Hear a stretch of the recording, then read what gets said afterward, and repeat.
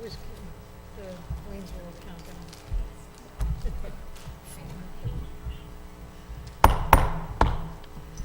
Good evening and welcome to the Wednesday, November 28th, 2018 Board of Education regular meeting, and we would like Mr. Schnecker to lead us in the pledge, please.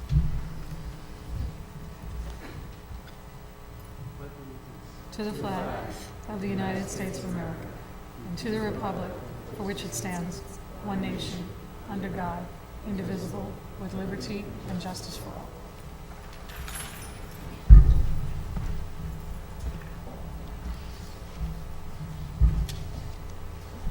Okay, so we're going to have our student representative to the board kind of come on up. You can go to that mic or this, however, there's one right in front of you here if you want to do that, or here, wherever you feel comfortable. And if you want, I have a printout if that's easier. This is which one? Is there one there? Oh yeah, I moved it off the table. You just moved it. Yeah. Put you at the podium. Thank you. Hi. Oh, okay. So, starting off with academics as well as a mix with sports. So we have three girls, seniors, who have recently committed to colleges playing Division I basketball. We have Aubrey Griffin, one of the 50 players in the country to be named Naismith Prep Player of the Year Award watch list, has recently committed to UConn. Player Kalia Harris will be playing at Seton Hall next season, and Jada Strapoli just committed to West Point.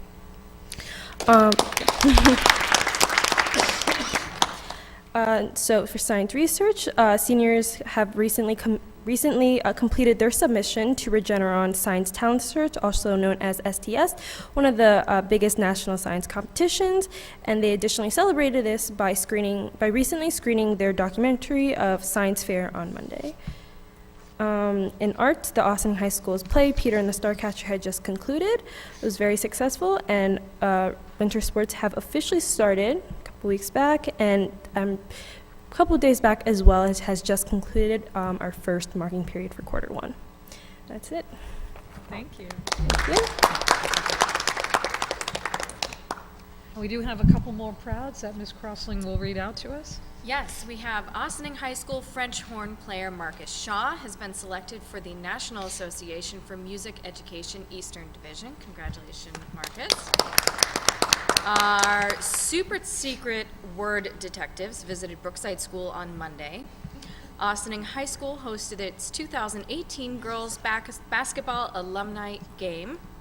Claremont held an enrichment day. The Ossining Police read to Claremont students. The fall O-gram is posted on the website. 2018 Low HUD Volleyball Player of the Year Conference won Michael Vernon. Congratulations, Michael. We had some Ossining High School students that are part of the Puerto Rican Hispanic Youth Leadership Institute visit Vassar College. And congratulations to our swimmers at States. Our 200 medley relay came in 12th, setting a new school record. Stella Meyerhofer placed 23rd in the 50 freestyle. Sincerity Alexander placed 16th at finals in the 100 fly, breaking another school record.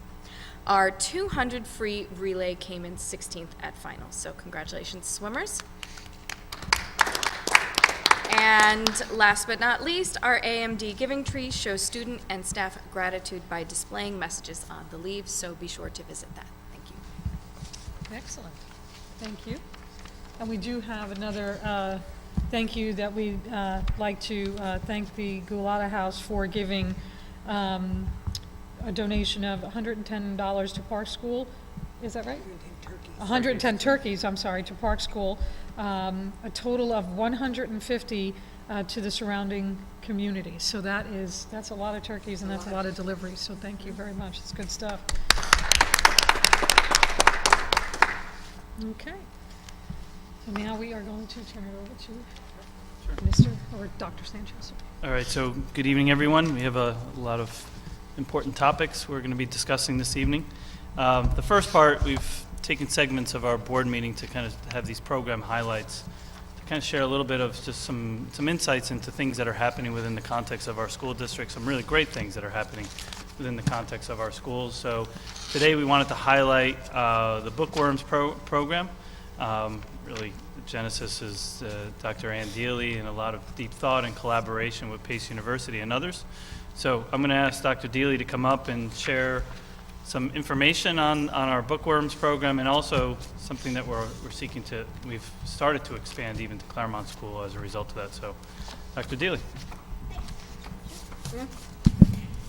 So thanks so much for giving me the time to talk about Bookworms. It's been a really highly successful program, so I look forward to sharing a little bit with you about it. So as we looked at it, we've actually evolved an after-school program that was currently in existence and thought, how could we make it more powerful? So we looked to the research and thought, who are the students that we really need to move? We looked at our district goal of having all students reading proficiently by 3rd grade, and thought we really needed to zero in our Tier 2 and Tier 3. Specifically, we've moved more to Tier 3 students in 2nd grade to make sure all of our students, again, are reading on grade level by the time they get to 3rd grade. So the research that we looked at are why we framed the program this way, and again, in collaboration with pre-service, or basically student teachers. And this actually, there's some history. Both John Hammond, who's a reading teacher at Brookside School, and myself taught the adjunct, the literacy practicum at Manhattanville College. And we were actually using graduate students from Manhattanville to work with Portchester students in the Carver Center. And we said, we need to change this up to make sure that we're benefiting our own students when we're teaching this class. So we reached out both to PACE first and then to Mercy, knowing that there is significant research that when we have pre-service teachers work with our most struggling students, that there's benefit to both. For one, it obviously raises the achievement of our students, and it also gives some cultural frame for the pre-service teachers, many have not had the opportunity to teach diverse students previously. So there is reciprocal benefit when pre-service teachers and school-based tutoring programs and their students collaborate. So there's lots of research to show that. So while there's general research to support that, we know that we needed to build a program to support the way we teach reading at Brookside School. So is that a great picture? Brookside School, rainbow over it. So here's our reading program, and it's definitely RTI. It's what your RTI looks like throughout the district. So Tier 1, a lot of our focus is basically for now Readers Workshop. So a lot of the instruction of our pre-service students is, what does Readers Workshop look like? What does this year, what does conferring look like? And the Tier 2 and Tier 3 students who are in it, we make sure that they're double dosed. They receive two small group reading instructions or conferring. Our Tier 3 students, who at this point are only students in Bookworms, who again, Bookworms is, just to specifically describe it, we have 30 students, 15 who work with Mercy, 15 who work with PACE, and they either work one-on-one with a graduate student or in a small group, and basically they're carrying out the reading instruction that their reading teachers work with them on. So our professor, who is one of our reading teachers, teaches the graduate student how to teach the way we teach, and they extend it 2 times a week with a Mercy student and with a PACE student.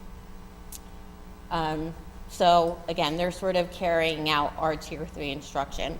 So they're doing small group guided reading, strategy group, and some conferring, or listening to that way they read, and giving them both a compliment of what they're doing well and a next step of what they can do better next time.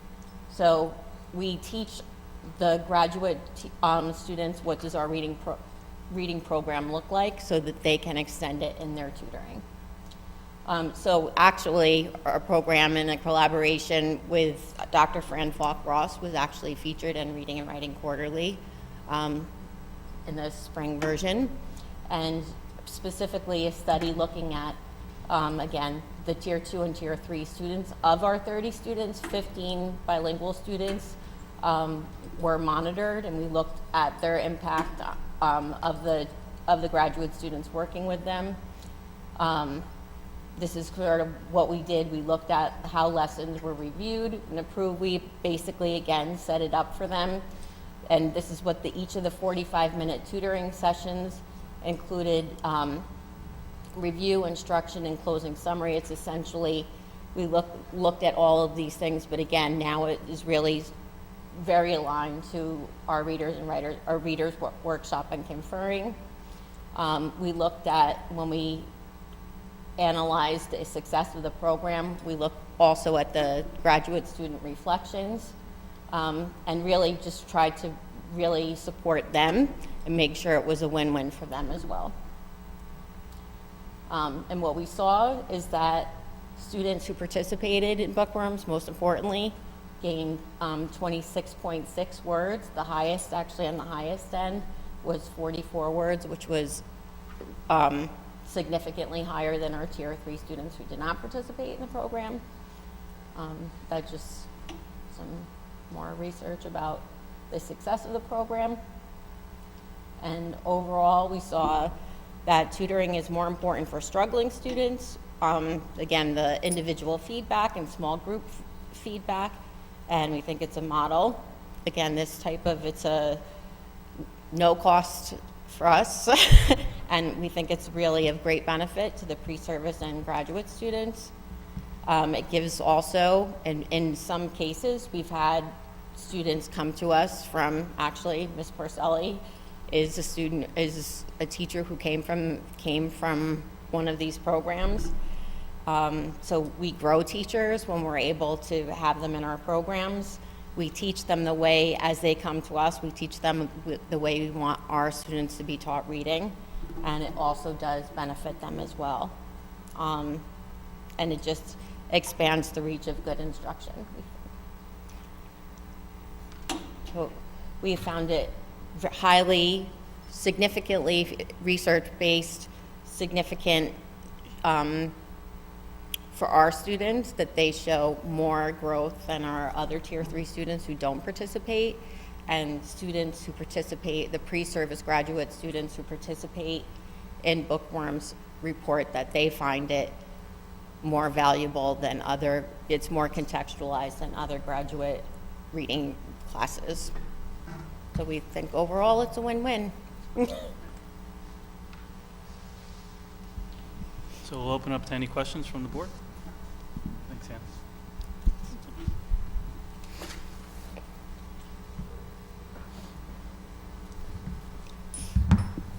I appreciate the depth to what you went to present to us here. I mean, you know how serious we are about the goal of students reading by grade 3. It's so important to us, and I really appreciate the efforts here to do this. And obviously, we've also reaped the benefits of having our teachers come in, knowing the system and the model. So it's great work. There's a reason why there's a rainbow over Brookside School.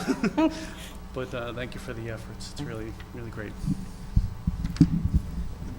I echo what Mr. Schnecker said. This is great. Wanted to know, are there special education teachers that collaborate with this group that's delivering the bookworm? So at this point, it is the teachers who, it has been the genesis of both Ms. Hammond and my work, and now Ms. Porcelli is taking it over. Both Mrs. Hammond and Ms. Porcelli are duly certified. They're not practicing special education teachers, but they're certified in special education.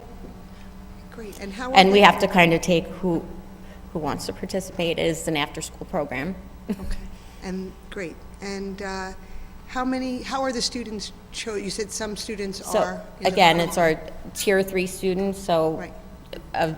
happily, a decreasing list are students who are most in need. So again, we benchmark and then actually remembering Mr. Galiff, not to speak in, trying to back up my teacher speak, so in assessing all of our students who are the most needy, and then we look at who are students who are making the least rate of improvement, who demonstrate to us that they need the most one-to-one or small group or most intensive, and above and beyond, not only the regular reading instruction, but above and beyond outside of the school day.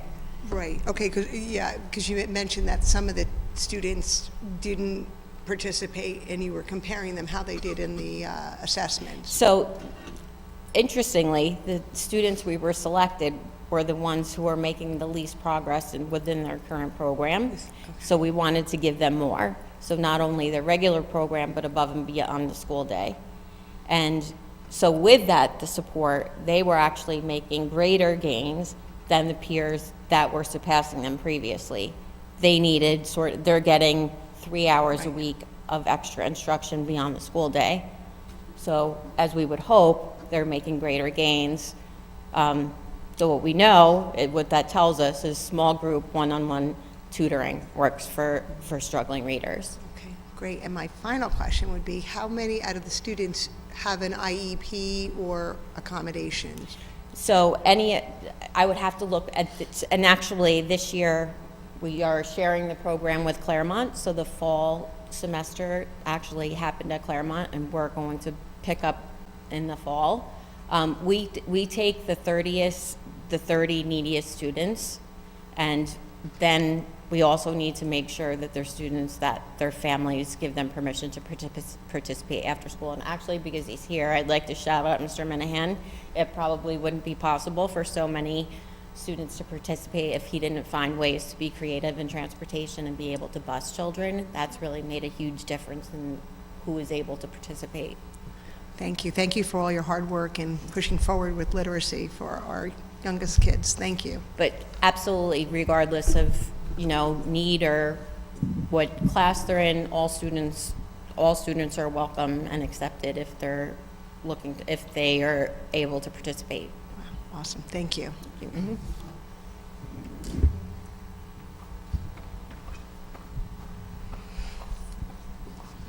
So before Ann goes, I just want to compliment her on the development, and I know there's 2 other teachers that have been involved, Ms. Hammond and Ms. Porcelli, that have been leaders in this. And I think the other part of it is, you start with a little bit of explore, and then you start to exploit. There's, Dr. Daly started this, and now we're trying to, we think it's a strong model. It's mutually beneficial to in-service teachers and for our students. And there's a semi-recruitment that could take place. There's, the list goes on and on. And so, we've started that also at Claremont School, and there's willingness also from PACE to do some other work. So thank Ann for opening the door and giving us the idea. Thanks. Thank you.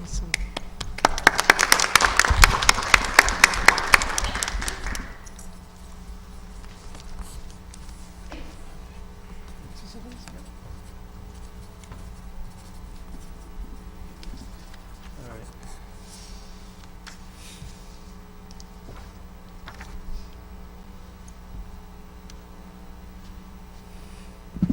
Okay, this is a one-slide presentation. And at this point, want to recognize our architects from Clark Patterson that are here with us. What we're seeking in this presentation is to give the Board of Education and our community an update on the driveway plans for Ossining High School. You may recall that this was included in our budget last year, and so there's been a lot of different iterations that have taken place to make sure we get it right. With us here this evening also we have our Chief of Police, Kevin Sylvester, who has been involved in giving voice to this plan as well. Our Director for Transportation, Jim Minahan, has also shared. Stephen Hancock has been instrumental. It's a number of individuals. And just last night we held a community session where some of our community members came and we shared the plan, got some feedback as well. And so here we are with the latest. There's a couple goals that we want, or one major goal is that we want a green light from the board to move forward. There's a couple reasons why there's, I wouldn't say urgency, but a timeliness that needs to take place in terms of making this decision, because the sooner we make it the okay, we can move forward in submitting it to the State Education Department, and that just takes a long period of time once it's there. It's out of our hands while they review it. And our goal is to get this done during the summer when students are away and staff. Clearly that's the easiest time. The other aspect is just financial, quite honestly, is the sooner we can get approval, the sooner we can get bids, and hopefully we get the best bids and get the best prices. So good contractors, good prices. So I'm just going to walk you through it, and then I'll open it up for discussions. This is Walden Road. This is M. Wilton. The concept goes as follows. This is basically at this point a staff parking lot, very similar to what we have now. Individuals would drive in. Those that are parking would obviously park, but parents would be able to come in, drop their child off here, and then exit on Walden Road. That was a discussion that the board had shared once before.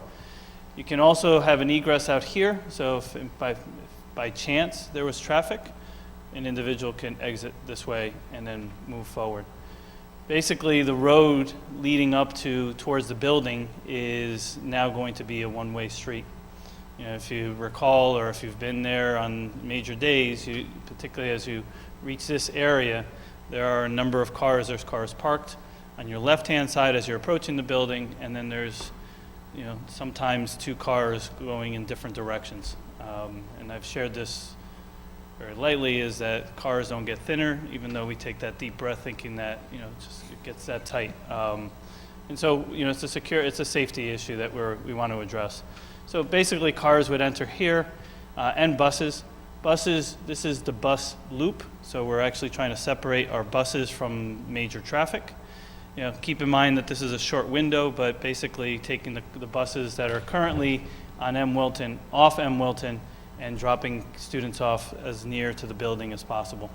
And separating them from parent drop-offs. So parents would enter here, drop off, and then there's a sidewalk that students can enter. The sidewalk that exists here would allow students to either enter by the circle and or enter by the gymnasium. Excuse me. There's additional parking here. This doesn't yield many new spots. I believe in total it's about 7 new spots. And we maintain the grass, which was important in discussions with the board subcommittee. Individuals would exit. This is, although it stops here, you basically exit out M. Wilton. There's been discussions of, would you limit individuals from making a left or a right? There are some recommendations, but certainly that's something that we can continue to flesh out together with the police department. And the truth is if we did limit it and say individuals couldn't make a left and could only make a right, then if it wasn't working, we can always remove signs. That's easy to change. This is where the buses would enter and then exit onto M. Wilton. Excuse me. The other aspect that we talked about is that this is only a short time frame, meaning about, I think Jim has mentioned, about 20 minutes for buses to come in, enter, and drop students off. So that just becomes an open lane that we could eventually allow, if this was, we're seeing an overflow or things were getting congested, individuals, we can allow parents to drop off on this side, so we'd actually have 2 main roads leading out. So that provides us some flexibility. It doesn't solely have to be for buses. But we did talk yesterday, even some of the community members had shared that we would want to limit that, particularly during the regular hours, you know, in terms of how close proximity to the building we want cars. We think, and actually we believe, I mean, the why behind this is for traffic flow. Obviously, safety is a major concern for us. At this point, it is very, very, and I think all of us can agree, and all of us have most likely driven on M. Wilton in the early mornings. Students are getting dropped off on the main road. We actually did have a child that was hit by a car earlier today, unfortunately, or not today, but this year. Unfortunately, was okay. But that being said, this would alleviate that. There's a lot of adult and human behavior that we need to shift, and there's a communication plan that we would also, and we talked with the chief of police in terms of between now and the start of September or the start of the new school year, we have to message this about the importance of following our recommendations so that we can alleviate any other concerns that might exist. So all in all, this is the major plan. The other thing I would just want to note is that we do have some minibuses that do drop some of our students off as close as possible by the circle. That would still be permissible. We would allow and still have the possibility for buses to do that, our minibuses. But overall, we've made every possible adjustment based on feedback from the subcommittee, board, and even last night, and actually even earlier today one of our staff members had recommended maybe moving the handicap spots a little closer, and that's, I think this design does that as well. So with that, I'm going to open it up for questions, but basically what we're looking for is a green light to move forward, submit, and begin the work. I just wonder, Ray, if maybe the chief could come up and just give a minute or two summary of, you've heard the questions and you kind of could summarize your Sure. commitment to the. I think I've spoke to everybody here just one at a time, except for Diana. We haven't seen each other in quite a while. Good to see you. You know, look, from our perspective, this is a necessity. Right now, we have issues with traffic that back all the way over around to Ellis Place. This is affecting traffic on South Highland Avenue, north and south of the school. So something needs to be done. Primarily, the thing we're excited about is the fact that it's going to take the buses off of the roadway, and we're not going to be lining them up on Ellis Place. The biggest challenge for this isn't necessarily going to be getting everybody to acclimate to the construction that's done here. It's going to be all the stuff that still goes on outside. The conversation that we've all had a few times now is that we're going to have to sort of reinstill norms around the school for driving. So what we're going to need to do is we're going to have a pretty major information campaign for not dropping off kids in the street. No matter how much easier or faster it is, you cannot drop your kids off in the middle of the road on Ellis Place. You can't drop your kids off in the middle of the road on Walden Road. And then second to that, and probably the most challenging part of this, is that we've got to train our students to stop running across in the middle of the block. I know that you're not going to go to a crosswalk at the corner of Ellis and Walden Road. It's not going to happen. But we need to find better ways for the kids to cross the street. And I don't know if that's necessarily an engineering issue or it's just an issue of having conversations. But I know that our students are incredibly smart, but also incredibly brave, and they oftentimes cross the road with reckless abandon, thinking that nothing bad's going to happen. So I think that's where we come together. The schools and the police department, we need to get together and have a shared campaign to talk to the students. And then from there, it's going to have to be some face-to-face interaction with the police department to get the parents on board with doing the things the safest way you can. And we will say till we're blue in the face, leave 5 minutes early. We know people aren't going to do that. So at some point this may become difficult with a couple of tickets here and there.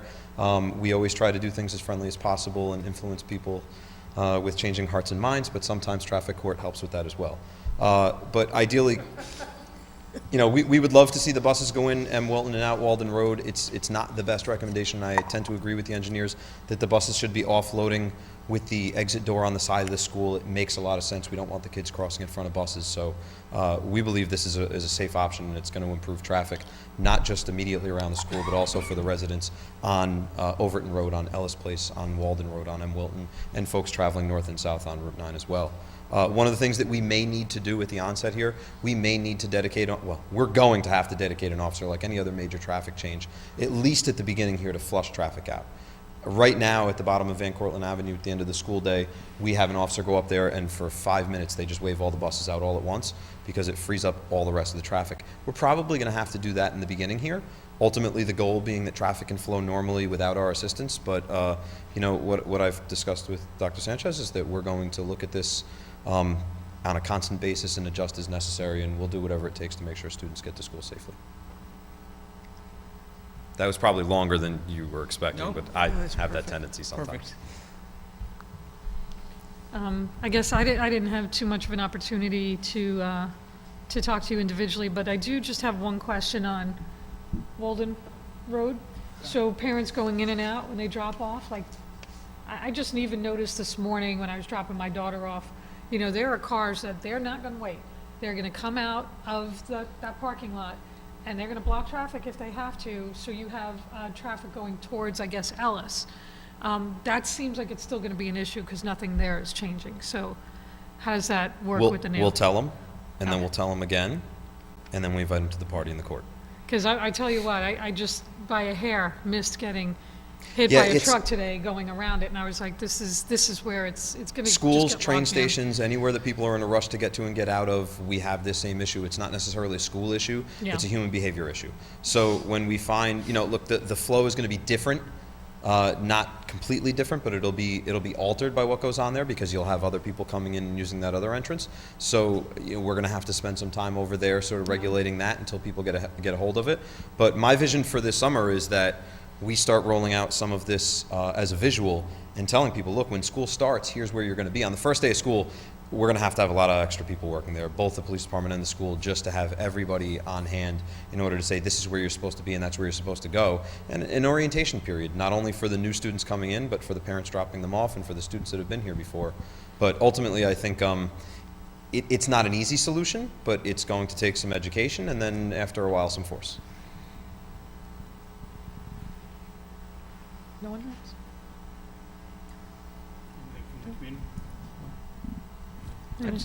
Make sure that everybody's in.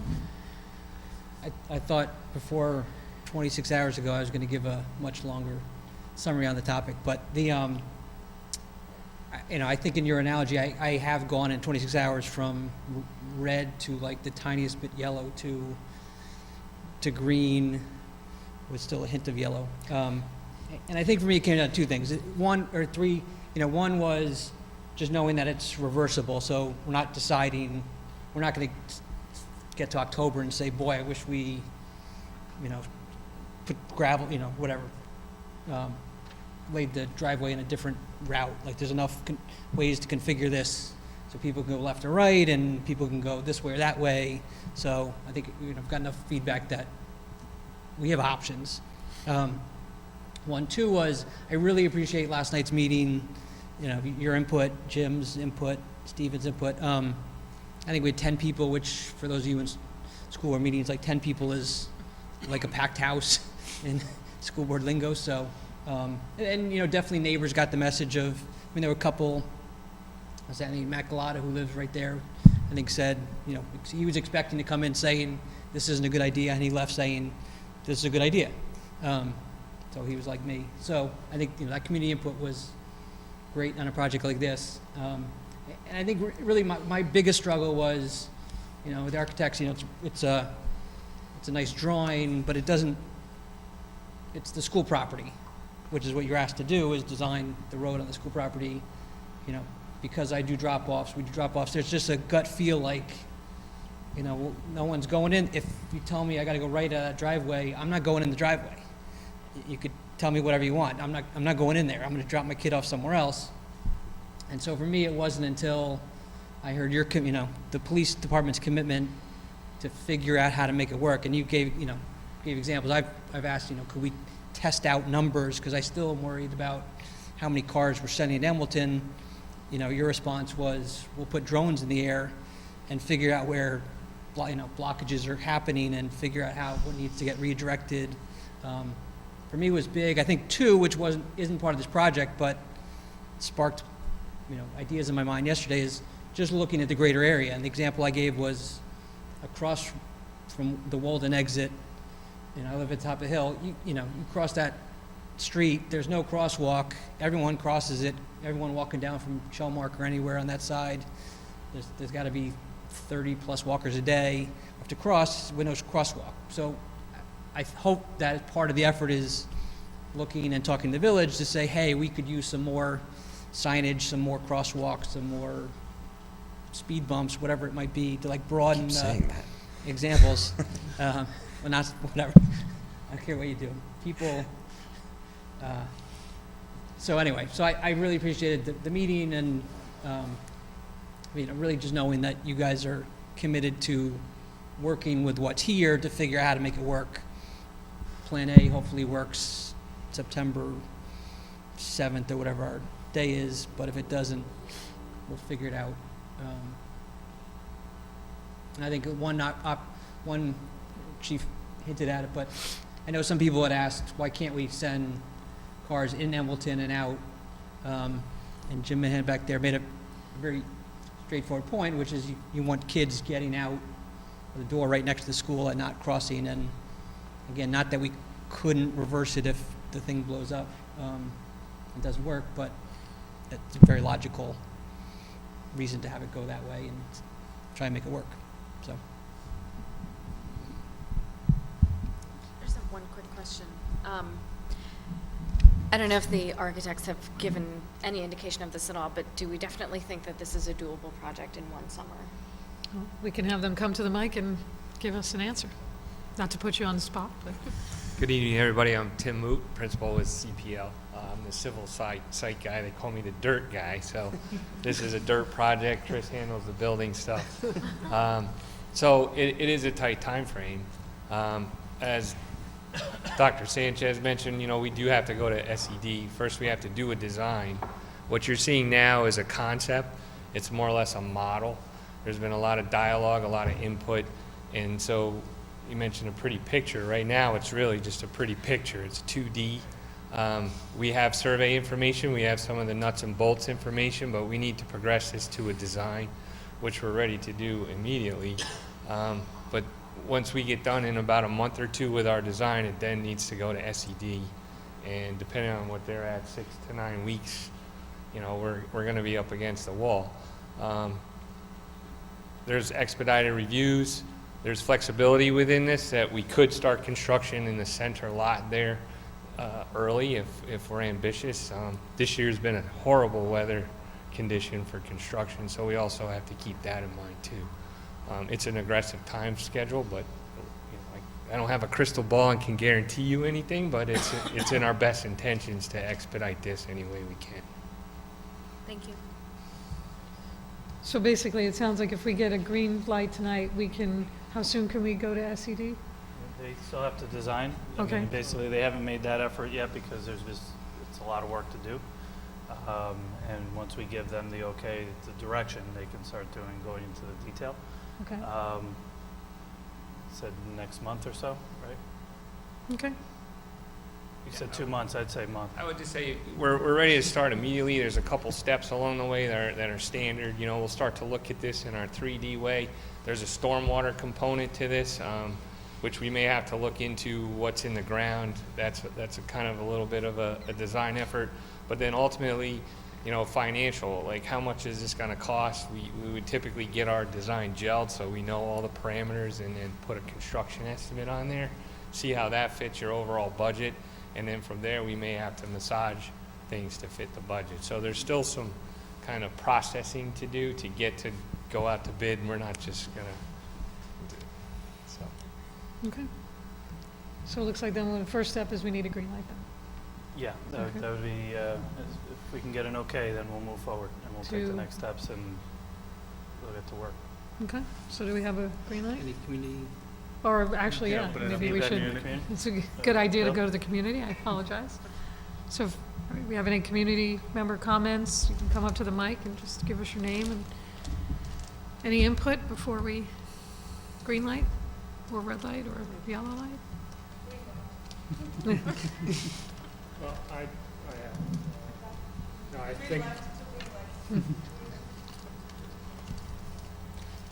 I think, given the constraints that we are working under, you know, that the property's the property.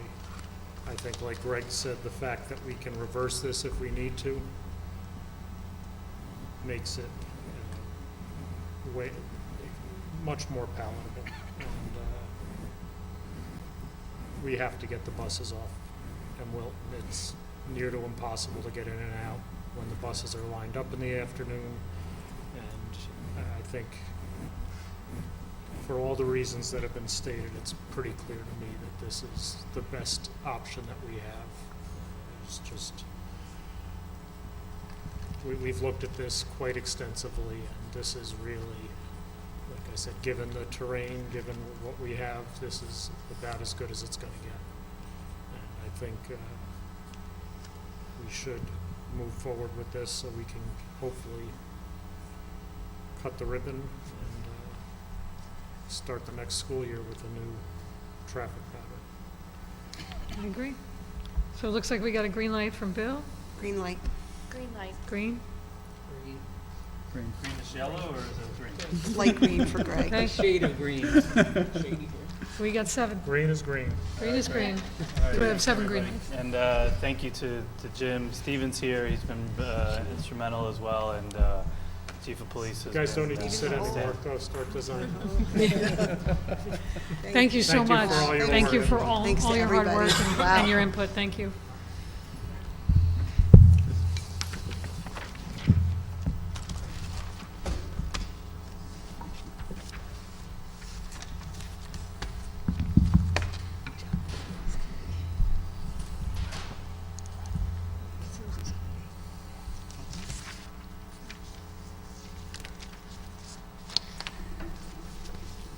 So I'll do the introductions from here. So this is actually a very important and annual presentation that's shared with the Board of Education in our community. We contract with Western Suffolk BOCES, primarily Barbara Graziano and her team, to really keep track of our enrollment patterns in the district. They drive a lot of our work as it relates to looking at staffing needs, space needs in the district, and also looking at future needs, not only just needs in the immediate, but also future needs. So tonight, Barbara will present her findings or her most updated report, and then we'll engage in a conversation with the board and the community thereafter. So, Barbara, I'll slide this up for you. Good evening. Again, my name is Barbara Graziano, and I have my associate with me tonight, Shu-Ling Liu. And we'll be happy to answer any questions you may have when I finish. I'll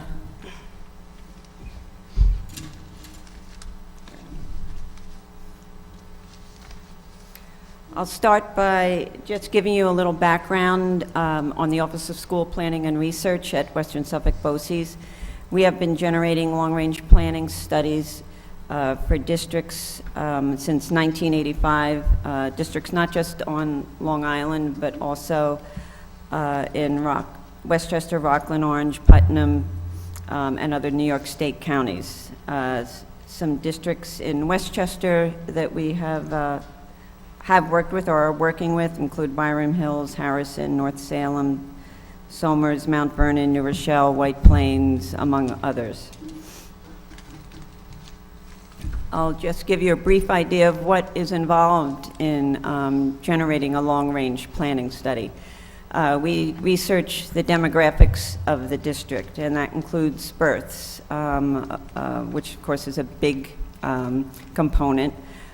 We look at national trends, state trends, and all the way down to the district. We obtain district birth data for the county, for the town, and for the school district from the New York State Department of Health. We also research housing trends, as obviously that can have a significant impact on enrollment. We look at housing turnover within the district, as well as the median, any changes in the median prices, and we contact the local municipalities and/or developers to find out about any new or proposed housing within the district. We also look at population trends within the district, and that includes not just whether the population is growing or declining, but also the age structure within the district, because changes in the age structure can also impact enrollment, changes to the ethnic structure, and so forth. We also look at non-public school enrollment. Again, this is a factor that if more children are returning or choosing not to attend non-public schools, that will impact enrollment. Then we look at district enrollment trends over the past 10 years. And that would include migration trends from grade to grade. In other words, does the district tend to gain students as a cohort moves from one grade in a given year to the following, next grade in the following year? Does the district lose students or just maintain students? From those migration ratios, we develop averages that then we use to issue grade level projections. And the last on here is the birth persistence analysis. This is where we look at the number of births compared to kindergarten enrollment in a given year and look at enrollment 5 years later in kindergarten enrollment 5 years later in the district. And again, we develop ratios, kindergarten birth ratios, which we use to project kindergarten enrollment. And those ratios take into account children who may have moved into the district or moved out of the district after birth, as well as students who may be attending non-public schools. This is a list of some of the research sources that we utilize, of course, we get a lot of our data from the U.S. Census. Also, as I mentioned, the New York State Department of Health, New York State Education Department, the New York State Office of Real Property Services, National Center for Health Statistics, also local village and town planning and zoning departments, as well as school district records. I'm often asked, of course, about the accuracy of our projections. Overall enrollment projections issued by Western Suffolk BOCES generally fall within a 4% margin of error. However, there are several categories of projections. The first would be projections based on students already enrolled in the system, and those are the most reliable. The next would be projections based on documented births, which are slightly less reliable.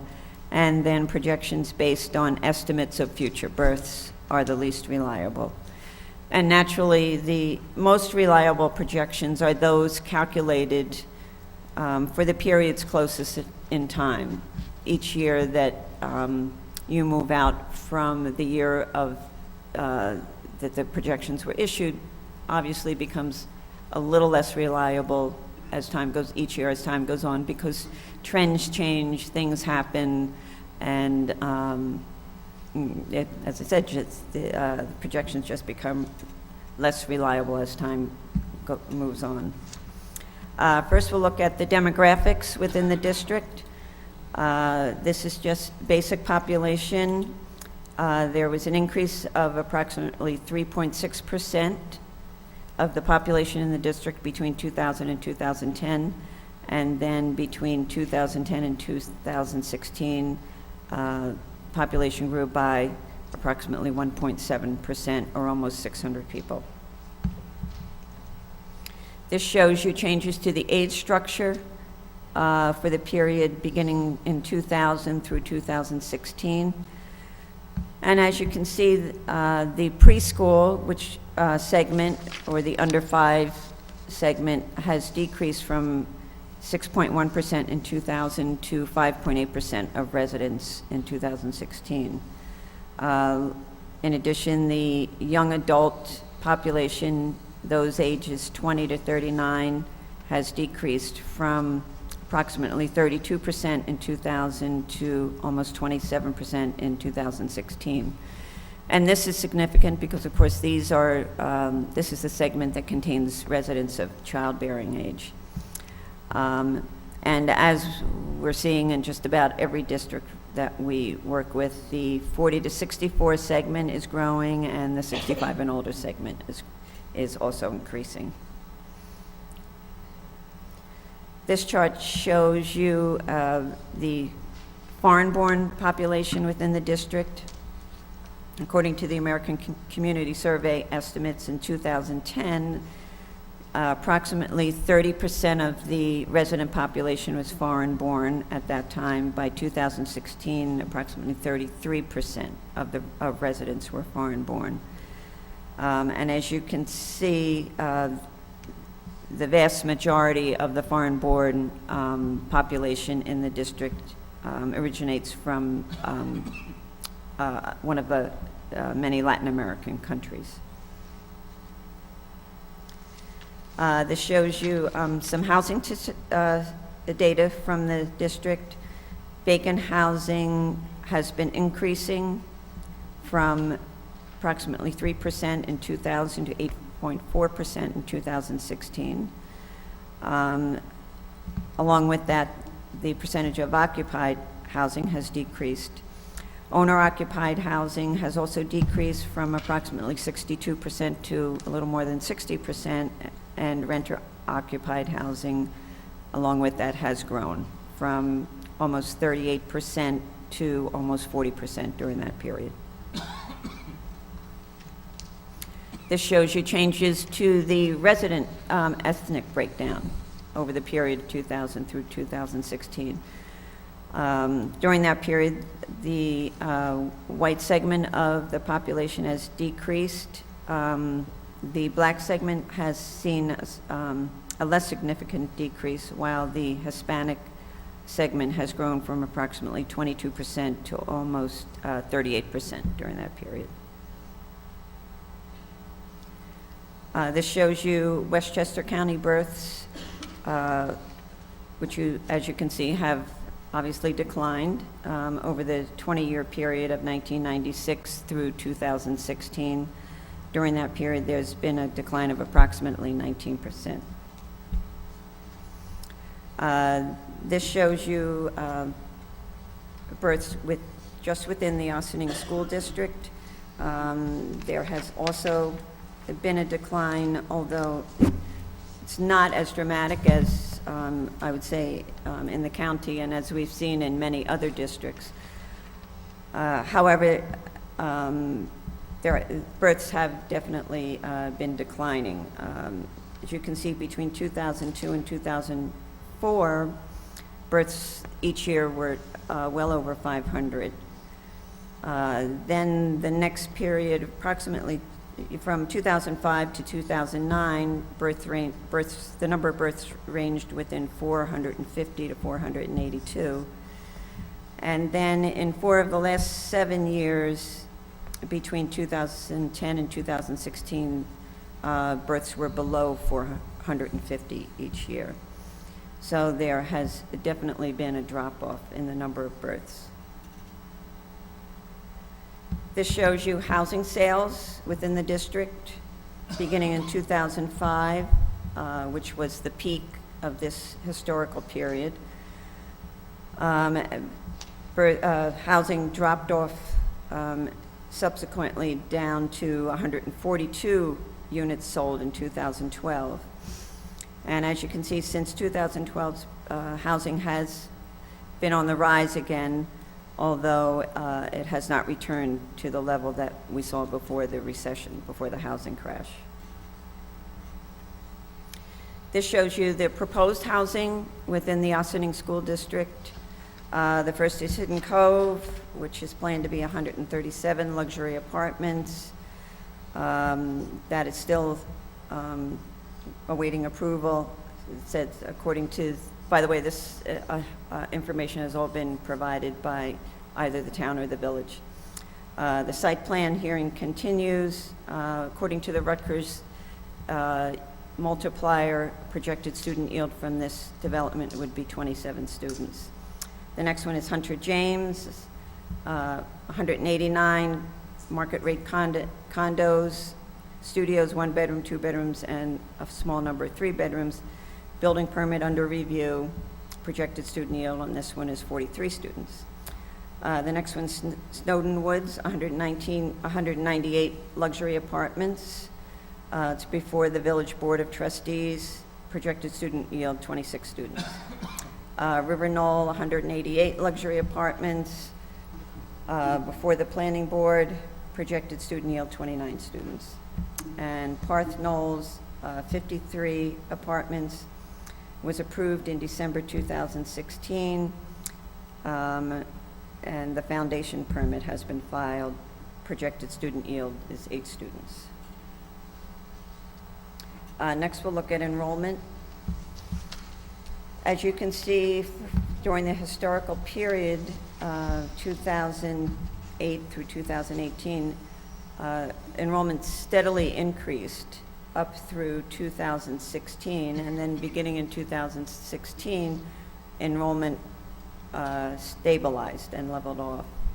And so there has been a trend change here after those years of continuous increases, steady increases. There's been a trend change where now we're seeing enrollment leveling off. During the next 5 years, we're projecting now a loss of 149 students by 2023, with a peak enrollment of 4,848 students expected in 2020. This slide shows you the correlation between the number of births within the district and kindergarten enrollment 5 years later. The top trend line, graph line, the brown line shows you the number of school district births. The line below shows you kindergarten enrollment 5 years later. And as you can see, although there are some slight deviations here, generally the enrollment 5 years later follows the number of births. So anyway, that gives you an idea of births versus kindergarten enrollment. This shows you the enrollment change by grade configuration. There were gains in all grade configurations during the 10-year historical period. Going forward during the next 5 years, we're projecting a 94 student decrease in the elementary configuration, a loss of 44 students in the middle grades, while the high school grades are projected to remain relatively stable. Factors that are impacting the projected enrollment. Enrollment gains of between 0.9 and 3.9% were recorded each year from 2008 through 2016. However, enrollment has remained stable now for 3 consecutive years. School district births ranged within 455 and 542 between 2002 and 2008. Since then, births have dropped to a lower level, ranging between 400 and 476 between 2009 and 2016. Just as a note, the state has not yet released birth data for 2017. We do not have that yet. The kindergarten enrolled more than 300 students each year between 2008 and 2017. This year, there are 338 students enrolled in kindergarten. Projections indicate that there will be fewer than 350 students enrolled in 9 of the next 10 years. So kindergarten enrollment is decreasing. And the total district enrollment will be impacted as these smaller cohorts progress each year through the system. During the last 2 years, the district has lost students through displacement, as smaller kindergarten cohorts now have replaced larger graduating 12th grade classes. This trend will continue with losses of between 55 to 167 students each year through 2028. So, any questions? So we can start maybe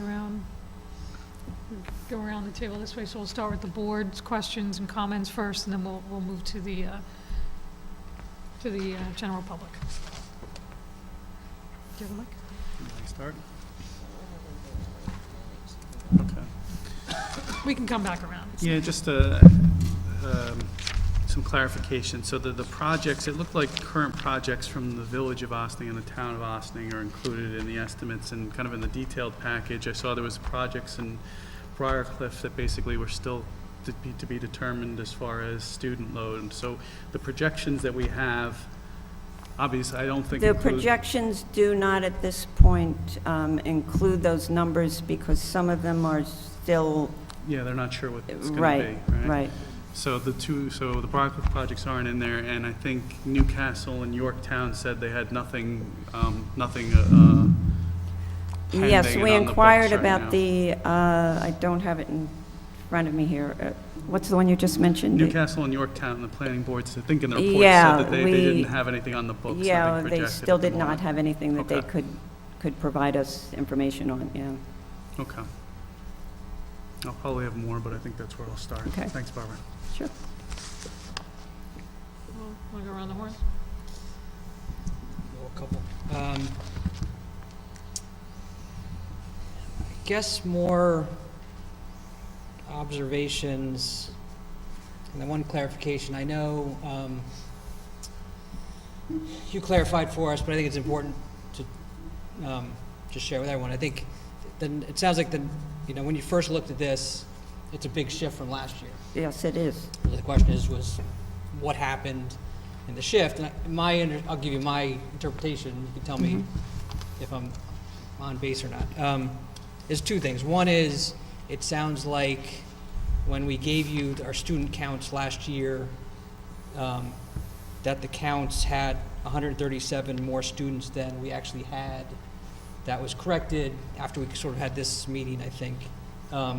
So you had 137 students that, in your numbers last year, because last year's report through 2027 showed 222 student increase, presumably 137 of that, and maybe some projection was from that group. Right, which skewed the projections, of course, because those numbers showed that enrollment was continuing to Right. trend upward, Yep. and when It wasn't. actually it wasn't, Yep, right? yep. So that was one piece. I guess the second thing, when you look at that, you have a couple charts in there on the birth rates in the kindergarten, but it looks like, I think it was a 2015 birth rate was higher, and then 2016 really dropped significantly. So I imagine that that addition of one more year at a significantly lower number also Yes, would because, skew, you know. yes, you're right, because last year we did not have that low birth number. It looked like they were So- going down, and then there was one, the second to last year spiked back up before it. I think you I'm just had trying to it, get back to that. yeah. Yes, we did not have the 2016 birth data last year when we did the projections. And we don't anticipate that it will remain that low. I mean, that's very low. And if you look at the kindergarten projections beyond this, you'll see that we're not, like I said, we just think that's abnormally low, and we don't expect that will, next year, that it will be as low as that, so. I guess, yeah, I guess when I see it, I think, you know, Bill, your son Tom, and my nephew Judd, that's the 11th grade year. That was the beginning of the biggest, I don't know if they were, I mean, they're all 2001, 2 birthdays, which was the beginning of the big wave. And it looks like we stayed high, but we've now come back. I had looked through some of the data, and if you now look at our current pre-K through 3rd grade, we have 32 more kids than those grades had in 2008. So, like, we went way up, and now, you know, we're still a little higher, but we're, you know, forget projections for a second. Like, we now have that base that's going to flow through the school. Developments can add to it, and other things add to it. But sort of like we saw our current 11th, 10th, 9th grade flow through in a huge upswing. Our lower grades are back sort of more to normal, historical norms. So it seems like the, Shirley put together some, we did make copies for everybody, she can pass them out. This is the historical here. This shows the green, make sure you get the mic. oh, sorry, I'll give these to you, Shirley. The numbers shaded in green show you cohorts that are greater than 350.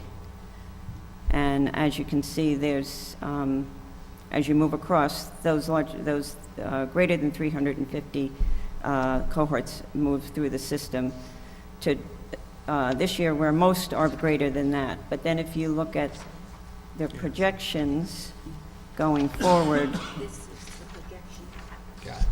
and this is the projection. I'm sorry. So less green. Right. Green goes up, green goes down. That's right, essentially- exactly. Green goes up and then green goes down. So on the second page, the projected enrollment shows fewer and fewer as you move through each year, fewer and fewer cohorts that are greater than 350. Right. Because I think, I mean, we talked a I little. don't know if that, Yeah, don't no, know if that, I mean, and again, we talked a helps little you bit any. at the last meeting, so we had a preview of this, and just, it's a big mind switch, it's a big narrative switch, on what's happening, because we've been nothing but increasing enrollment Absolutely, for yes. a long time. And I would personally term it, we now have increased enrollment. We don't necessarily have increasing enrollment. Like we have a lot more kids than we had. It's not like we're decreasing tomorrow. Right. But it looks like we may not be increasing.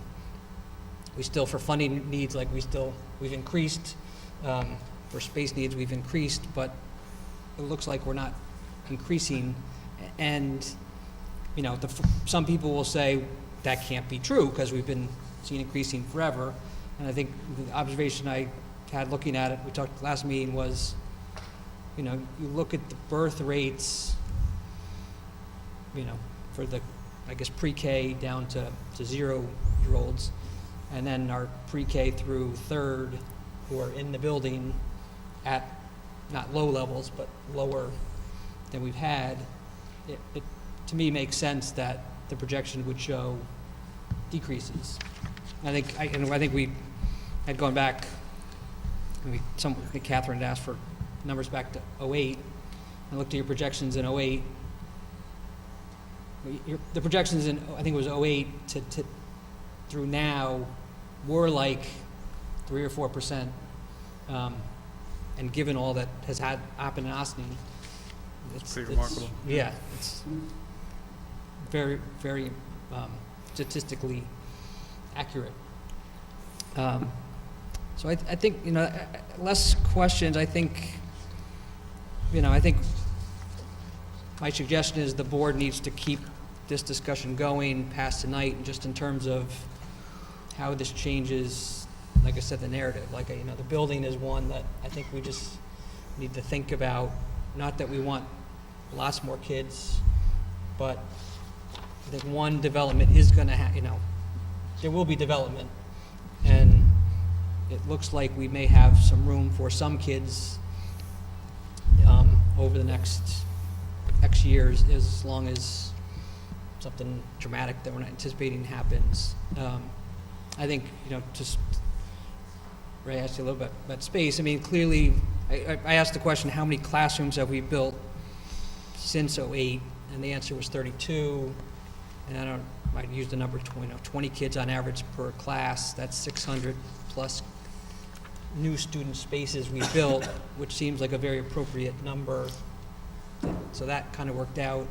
I know space-wise, what we haven't built enough of is the small space for social workers and guidance counselors and reading teachers and all that, and cafeterias aren't perfect, and the 32 classrooms aren't in exactly the right school in every case, where one school might need 2 more and another needs 2 less. But I think our space narrative,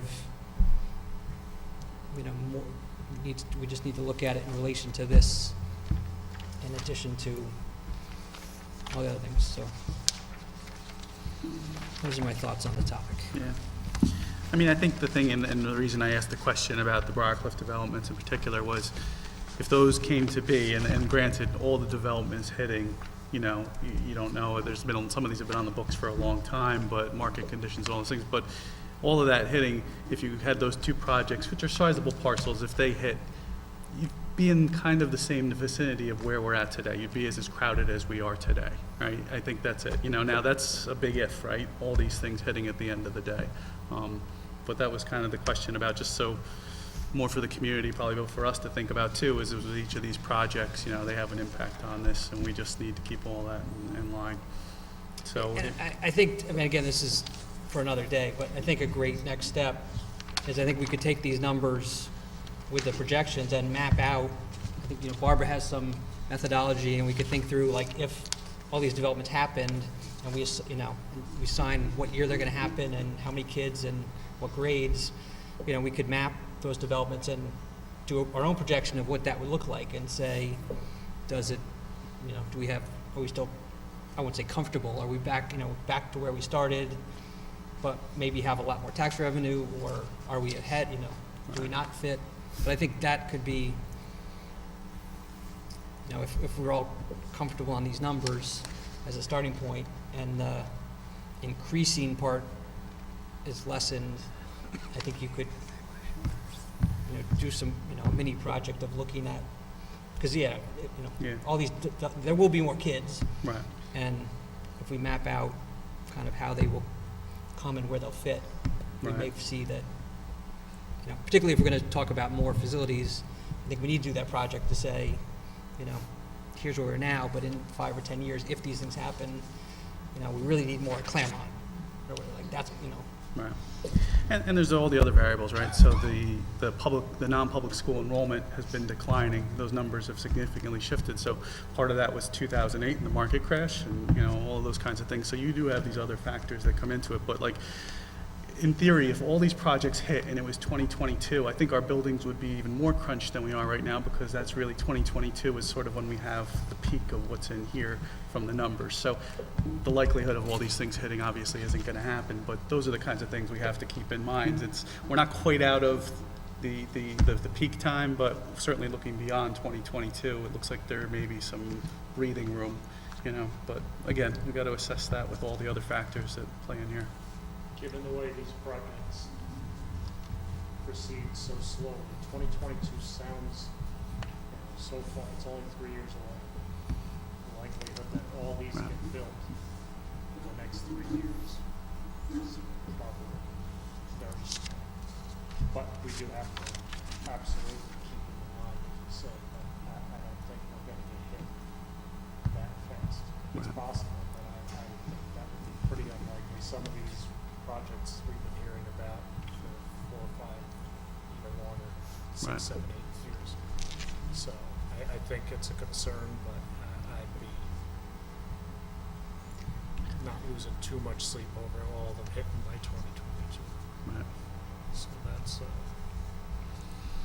just something to keep in mind. I have a question. Okay. I'm sorry. Oh, no, I don't, you can go ahead. Oh, that's right, we were going in. Wow, go ahead. I don't know if there's. Lisa? You're up. Or- Go ahead. Lisa gets the last word. Oh. All right. No, I'm going to give Diana the last one on this one. You want me to go? Yeah. Okay. Great. So, I just wanted to thank you for answering all of my questions Oh, over email. you're very because welcome. I think I probably asked you about a dozen, and then each one was a compound question with more in there. So you took a lot of time to answer them, and I really do appreciate it. And as I explained earlier tonight, I'm new to the board, so this is the first time I'm really seeing this kind of report, and I'm trying to digest it. And one of the reasons I asked for the data going back to 2008 is because I wanted to put this report for this projection in perspective in my own mind. And so it was very comforting for me to look back at 2008 and see what was projected and realize that the reality was actually within a margin of error of, 4 to 6%, right? So what does that translate into? I think technically it was about 200 or so students, which is when we're basically trying to predict the way a village and a town is going to grow. There are so many unknown variables that I found that very impressive and comforting. So in going through this, I feel like we know what we know, which is 96% accuracy, and I'm comfortable with that. I am struggling with a flipping of the narrative. In the years leading up to now, in just the community's fair funding talks and, fighting for our kids and what are the needs of each school. Parents have been told, and we've been discussing with one another, it's tight space, increasing enrollment, what are we going to do? And so it definitely fosters this community narrative, and now all of a sudden it's like someone has scratched the record, and we're taking a step back and trying to figure out, well, wait, are we actually going to be decreasing? Is that even possible? Can I even wrap my head around that? So that's what I've been trying to do in asking you all of those questions. One of the things that I pointed out, and I don't know if you have the ability to go to maybe slide 18,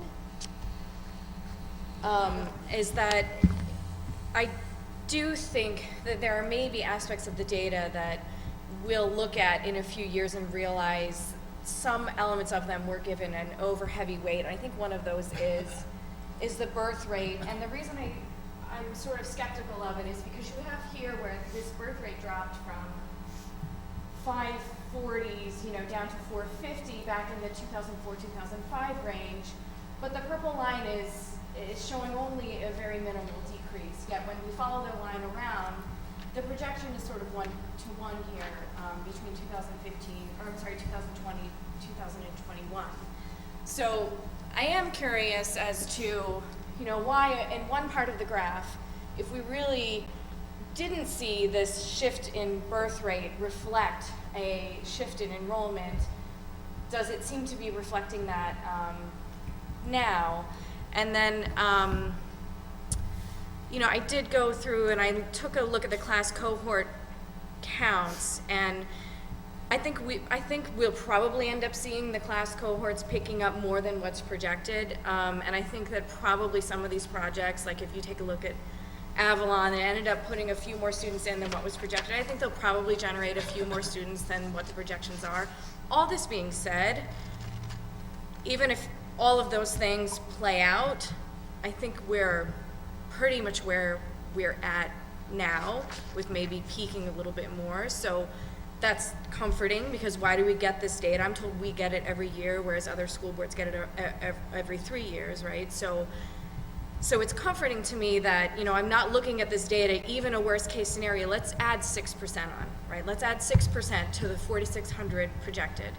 We're basically where we are now. So that to me is comforting. It doesn't project that there needs to be a drastic reassessment of space and facilities. So those are sort of my thoughts on it, and I just, again, wanted to thank you for entertaining them and providing me with such great answers. I just would like to go back to the kindergarten and birth rate combination there. Early in the historical period, the kindergarten birth ratios were definitely lower. Then they were started creeping up, until they peaked in the KB birth ratio peaked in 2016, and then this year it was high in 2016-17. Then this year it dropped down again. So, and we look at those averages. Thank you.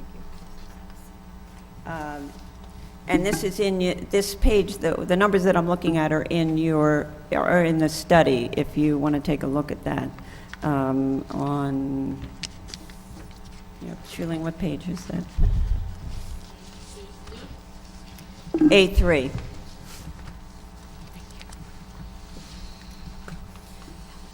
If you look at page A3, on the column on the far right, it says ratios K/county birth. And you can see the numbers are lower back in 2003, 4, and 5, and then they start increasing.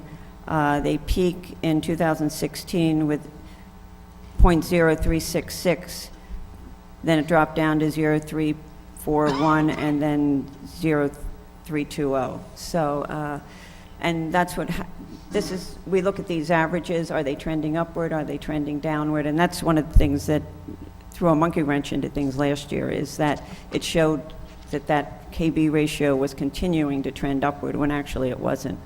So anyway, again, we look at those averages. You really can't look at 1 or 2 years just in isolation, because it doesn't. 1 year doesn't show a trend. So anyway, I don't know whether that addresses your answers. It gives me more perspective. So okay. So thank you. I think it'll be interesting to see what all of the data shows when we do this again next year, to see how the chart progresses. Mm-hmm. Okay. Thank you. Thank you for your presentation and answering everybody's questions and our questions. So if we go back to the school district births slide, I think 13 maybe.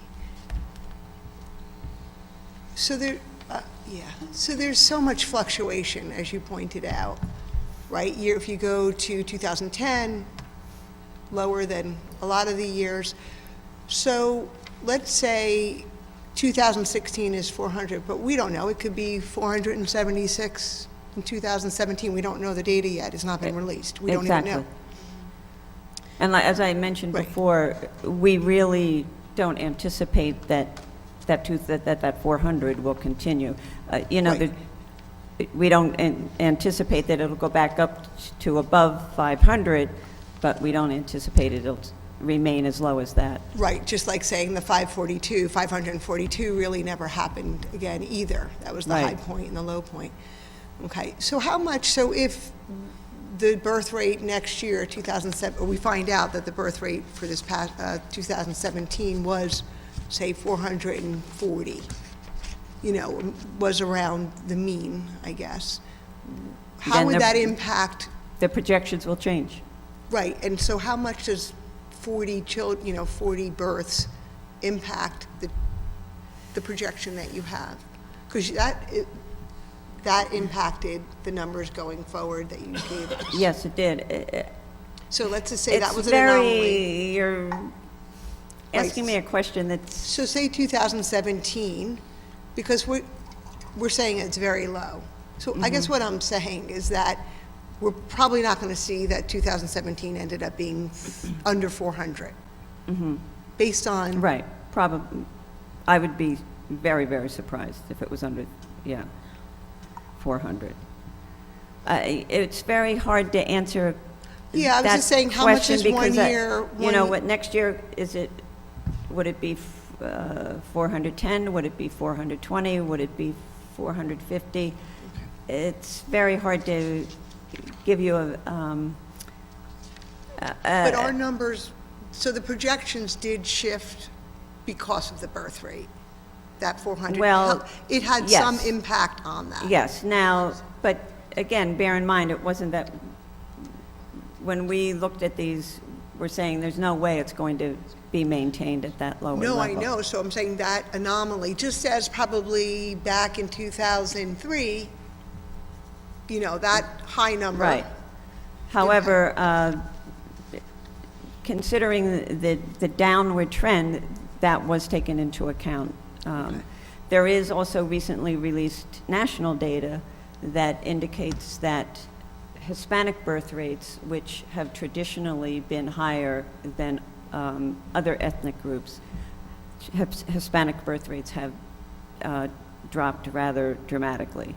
So that's a factor to consider too, based on, in light of the fact that, you know, there is a significant Hispanic population within the district, as well as the fact that, as I showed on the other slide, that the percentage of residents of childbearing age has decreased. So those various factors indicate that there's not going to be a dramatic shift back up.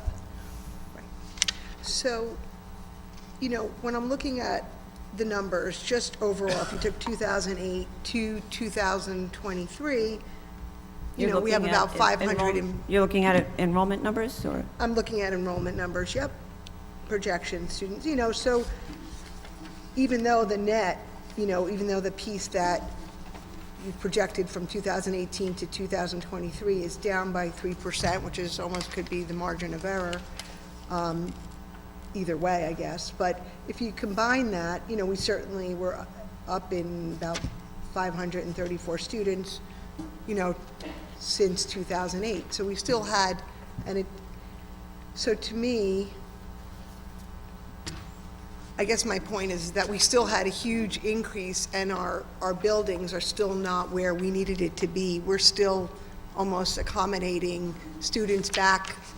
We haven't really changed enough in terms of our classroom space. We've never done a capacity study for the district, but I gather even with the drop-off, the projected drop-off, your buildings are still going to be very full. I mean, again, I'm not basing that statement on any capacity numbers, but just I gather through discussions that And even compared to other districts, you know, clearly, that are declining in enrollment. And even have as many students as we do in terms of capacity. So, and then my final comment is I attended a meeting, an intermunicipal meeting, and what I found, which I didn't really know at the time, is that corporate buildings or corporate parks are going away. And there was significantly several corporate parks that are not even in this projection. So they're not able to even redevelop them as offices and corporate parks. And I thought that was really significant. You know, that did scare me because, you know, there are projects or going in front of planning boards as we speak for those pieces of land. Which So is yeah. something, those projects obviously do need to be monitored because they could have an impact, although we have found that those types of projects usually do not have a significant impact enrollment, that they're in most cases aimed toward retirees who want to downsize, or also young professionals who aren't ready, like a lot now, to start having children yet. But again, not to say that it's not something that needs to be monitored, and I moved here 17 years ago, right into Scarborough Glen, which happened to be considered not a development that was going to rear a lot of children, a lot of students, and it actually did. Maybe because of 2008, people then decided not to move out into single-family homes. But that was one of the, you know, it was sold as a somewhat semi-retirement community, and that's not what it yielded. And that's not what it's yielding now as the turnover we're seeing in sales of new families continuing to come in. So look, you know, so I'm saying, yeah. No, I'm saying the narrative still is that we have from 2008 to now is a huge amount of students coming in. So thank you. No, I agree. The data has been accurate since 2008 when we look back, and the projections as it is today. So thank you. Thank you for coming out every year. You're welcome, Terry.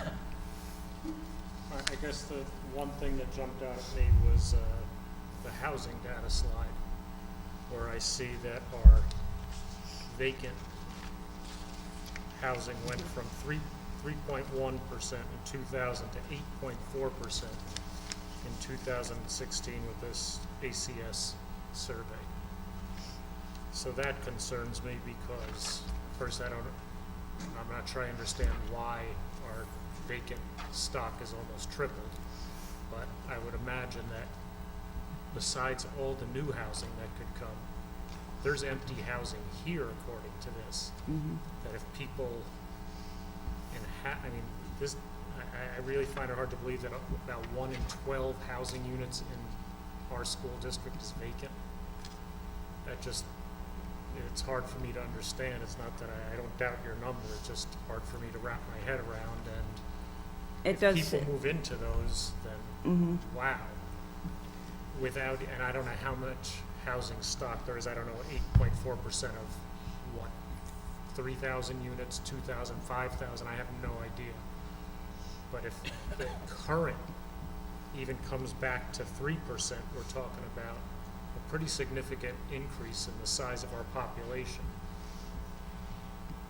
without any of this new building that's been discussed or projected that we've heard about in the last few weeks or months that you don't even have in your projections. So I'm just wondering,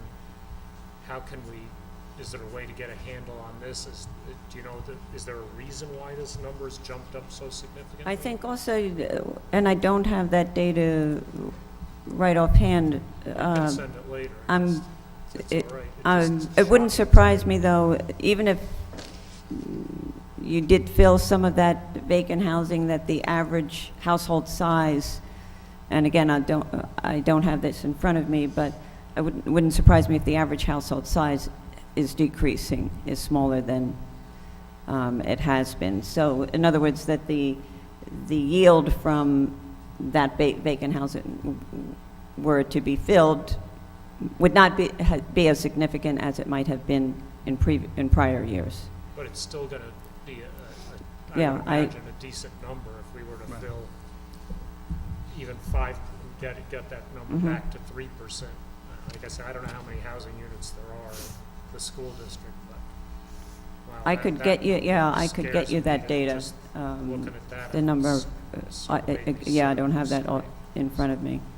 It's just something to Seems- yeah. consider, all stuff already here. In addition to, we know that new stuff gets built, retirees move into it.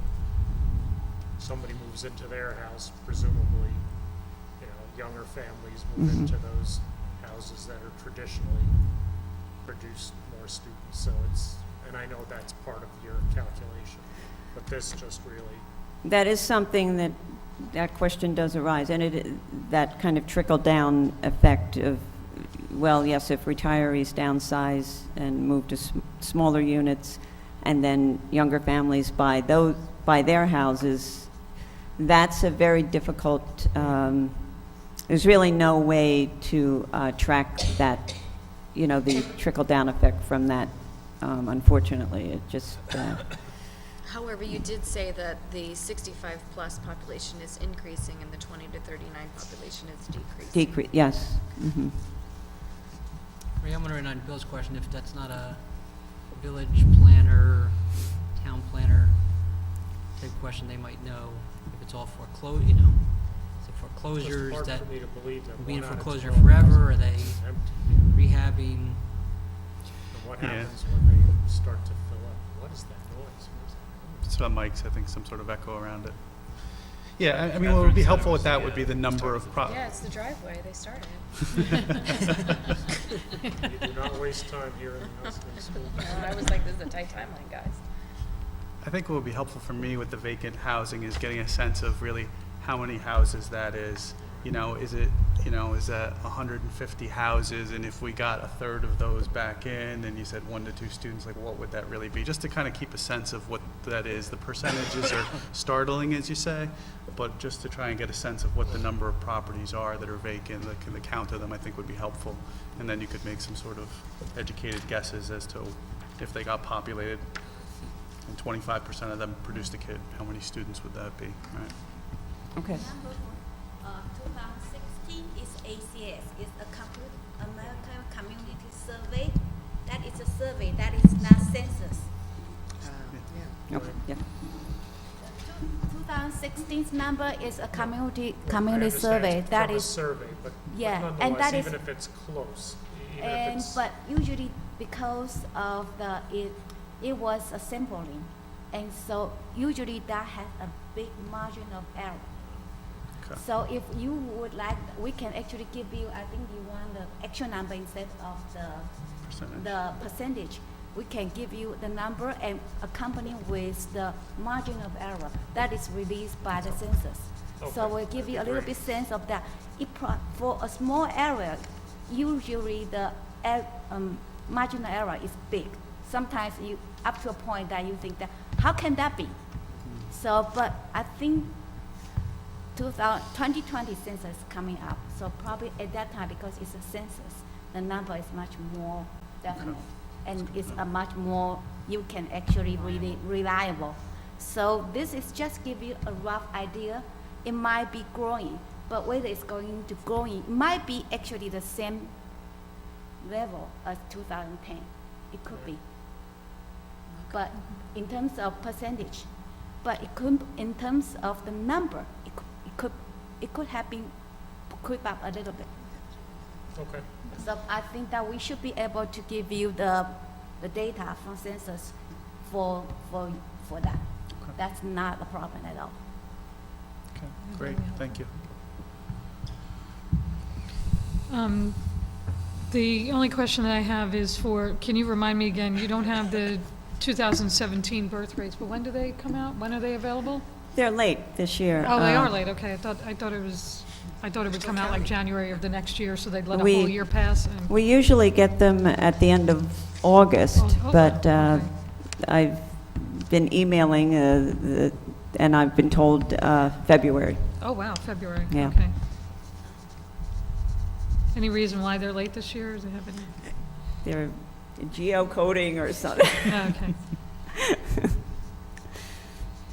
I think the thing to keep in mind too, and before I say that, I just want to thank you for all the work that you've done. You're welcome. Whenever I look at these plans, all of the numbers and the data that you guys put together, a lot of work goes into it. You know, there's a lot of reaching out to different, community or village and town, county, state, even sometimes on a national level, because we're comparing things even at that level. So there's a lot of data that goes into this. There's a lot of data compilation that goes into this. And to be within, at least I want to say 96% accurate, I think that's pretty amazing given all the data that's going into it. And I think that what I come out of this with is the same thing I come out with every year. We have that accuracy point of 96%, but, there are so many things that we can't predict, right? So many other things that aren't coming into this, and just putting my finance hat on, my economics hat on, you have things today that were not significant 10 years ago, right? So you have students 10 years ago that were, not able to, just starting to not able to get jobs coming out of college, moving back home, not, having these big college loans that have taken them some time to pay off. Before that, we didn't have that issue. So that's something that I think we still have to consider today, because who's buying a house, right? That's had a Who's, significant impact yeah. on the birth rates. Yeah, on the birth rate, so that that keeps people from, starting a family because they don't have the home to put the family in, because they have these student loans that, Right. that they have to pay off to at least a certain point until someone will, consider them for a mortgage. So, they have to live within their means, if you will, and that kind of, constricts things. And there's no way to predict what that's going to look like. There's no way to predict when that eases, right? You look at the market every day, it's up, it's down. Literally, it's up 500 points one day and down Yeah. 1,000. It's just so up and down. And we haven't seen that, right? In my memory, I haven't seen a market this volatile in recent memory. 2008, it went down. It pretty much stayed down for a long time. Even before that, when it was up for an extended Right. period of time. So it either has had a stable, extension of upward trend or downward trend. But this is every day going up and down. So there's just no way that we can possibly know what the future holds, even tomorrow, or even next year. So there's a lot that goes into getting these numbers together. But the point that I really think is important to make, and it's been made a little bit, but I really want to put a fine point on it. If we do not get one more student in this district, if we do not get one more student, and if we do not lose one more student, if we stay flat, we are packed to the gills in every building that we have here today, as it stands. So even if we are predicting that maybe in another year or two, we might be down 100 students, that's not even noticeable, if you ask me. That's not even noticeable. How much, and I keep, I keep asking this question in my mind, how many students would we have to lose in this district to get to a level of where, the narrative changes significantly now when we talk about, financial aid and things like that. What is that number? How low does that number have to be in order to change our story?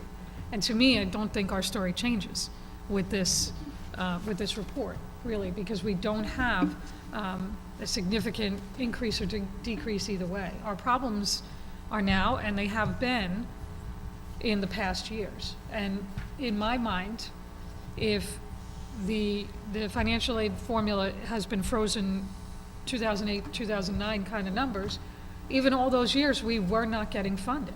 So I don't care if we were losing 500 students. This district is still owed money that we need to implement programs that we don't have today that we desperately need. We had a presentation by Dr. Dealey earlier about, the reading program, and we had her mention that Jim Minahan had to get a little savvy with the buses and stuff. Why do we have to get savvy with buses for kids who need help? We should be able to afford this. And whether we lose students or not, we can't afford to do that.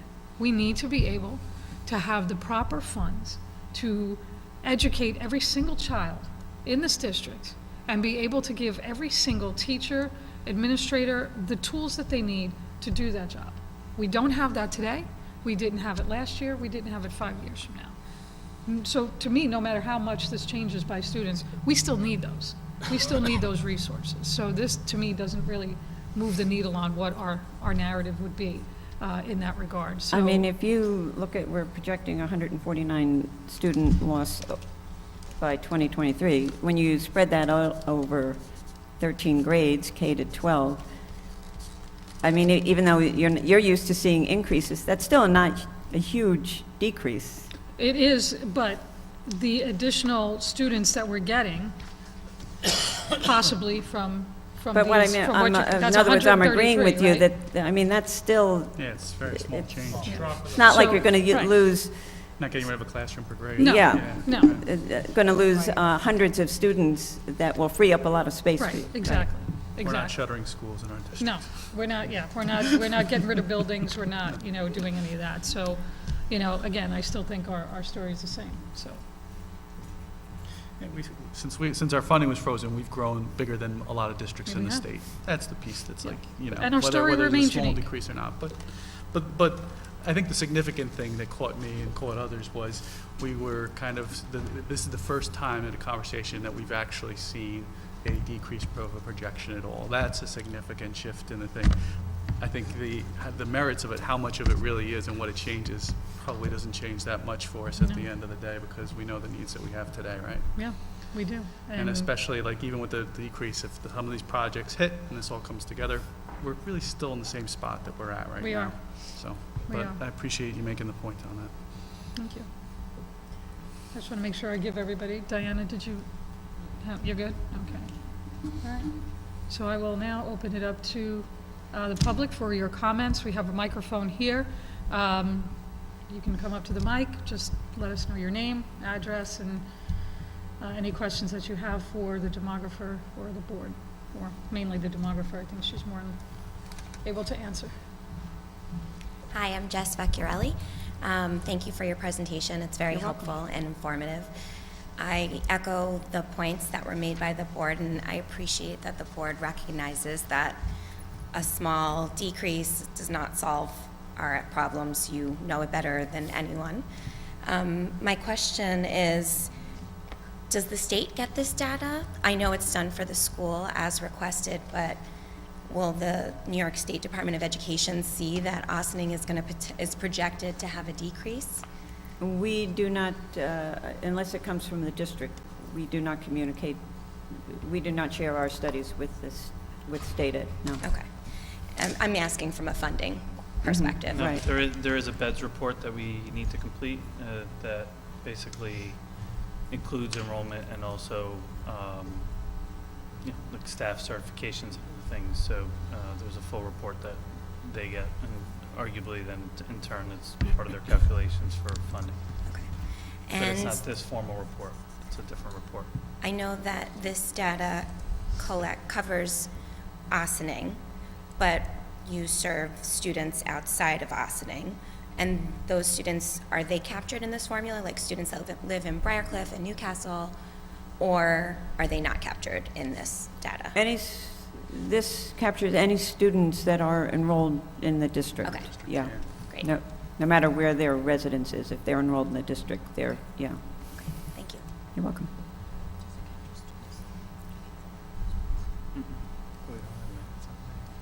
Anyone else?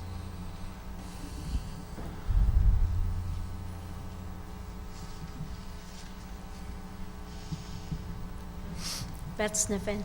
I just think it's important to put by the numbers that the projects were not included in those numbers.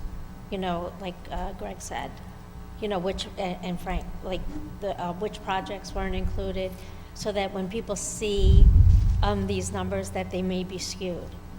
You know what I'm saying?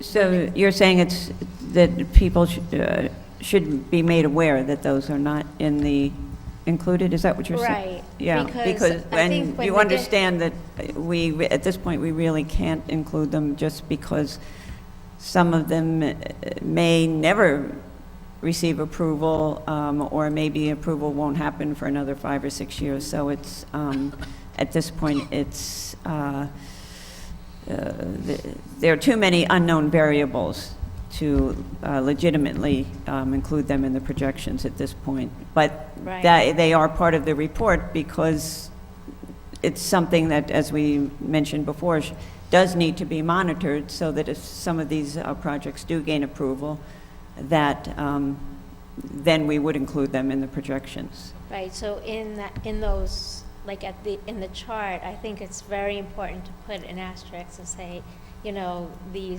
projects were not included because I think that the community needs to know that, you know. Okay. I guess, Beth, you could look at that as our community is still growing.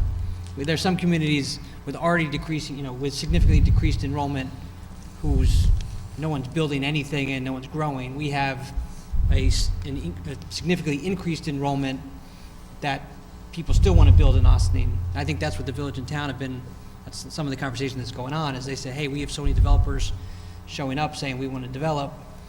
You know, we've been saying we have no chairs available. They're saying these people are going to do something. So yeah, there's definitely that, you know, the town is still growing, part of the story. But to your point, that's been something that I've talked about every year I've been on the board, is what about the stuff that we're hearing about? To Barbara's point, some of it never came, so it was never a factor at all. It was rumor, more or less. So, yes, you're right. It would be great to say, but there's also, someone's talking about this, this, this, and this. Whether it happens or not, we don't know. That's why she can only go with what's in front of the boards and the towns and villages that comprise the school district. But yes, I totally get where you're coming from, because I've sat and they said, well, I know that this is coming. Well, it turns out sometimes, yes, it did show up, and then other times, it's still got, you know, nothing built on it. So that's the hard part of this. No, only things included are what is in front of boards, and I think that's made pretty clear in the report. Right, but there's some projects that have been at concepts of in the newspaper and printed out, and people Right, have seen yes, that, and those yep. aren't included in these numbers because they're not at a stage where it's formalized, where those numbers are projected, and I think that's the point we want to make, is like, put on the slide which ones are in, which ones aren't, and then people can go to those municipalities and pull those numbers and make And their own. there's some of them that are in this report that I've not betting all of those are gonna get built. Well, and my question is, are all of the Briarcliff ones that are on the docket reflected in this report? Because if they're not, they should be added to it. Because I think they're a little bit further along than, I know the other towns don't have them. So what we have, and we can confirm with Barbara, but it looked to me, and the reason I raised the question was the Briarcliff ones were not included because of where they are in the process, They're and not they didn't far have enough along. matured enough numbers to do that. But some of those have been out there in the newspaper and had, you know, pictures and concepts. So we have to monitor this clearly. Yeah, It just 'cause sounded like, it's in fr- the newspaper doesn't mean that it's gonna happen. They've gotta get in front of the boards, and until they get to a certain point, she doesn't look at them, because, you know, it's just not. It's not feasible, It's so. it's just, you can't do that. They're not far enough along. After a certain point, they get into her view. Right, Bill, but a lot of people in the community are going to meetings and they're Right. fighting for it, so Yeah. they're very real to people in the community, so Right. they need to know if they're in the report or not in the report, and I think that is important. I think transparency is important. So I think it's important to just say they're not included in the report. I think that it doesn't hurt to say that. Yeah. Yeah, I don't think we're not trying to not be transparent. I just think it would almost, I guess it's possible to compile a list of all of these rumored, I'm just not sure I think how if we far included the go. ones that have formal numbers, people can see what's on the list and what's not on the list, right? And part of the reason they're not on the list is if the municipality hasn't decided, is it all single-family houses on the parcel? Is it, condos? Is it, what it is? Those all change the numbers significantly, right? So that's why Barbara can't put those numbers in, because they don't have a commitment to the housing profile. But we can put what's in the report. I mean, it's clear, we can put which projects are listed there. Right. I mean, for example, Harbor Square started as condos, which was a totally different number than we ended up with as rental units. Right. So it's, it's not as straightforward. I wish it was. It would make everybody here would be happier with the way you suggest, but we can certainly.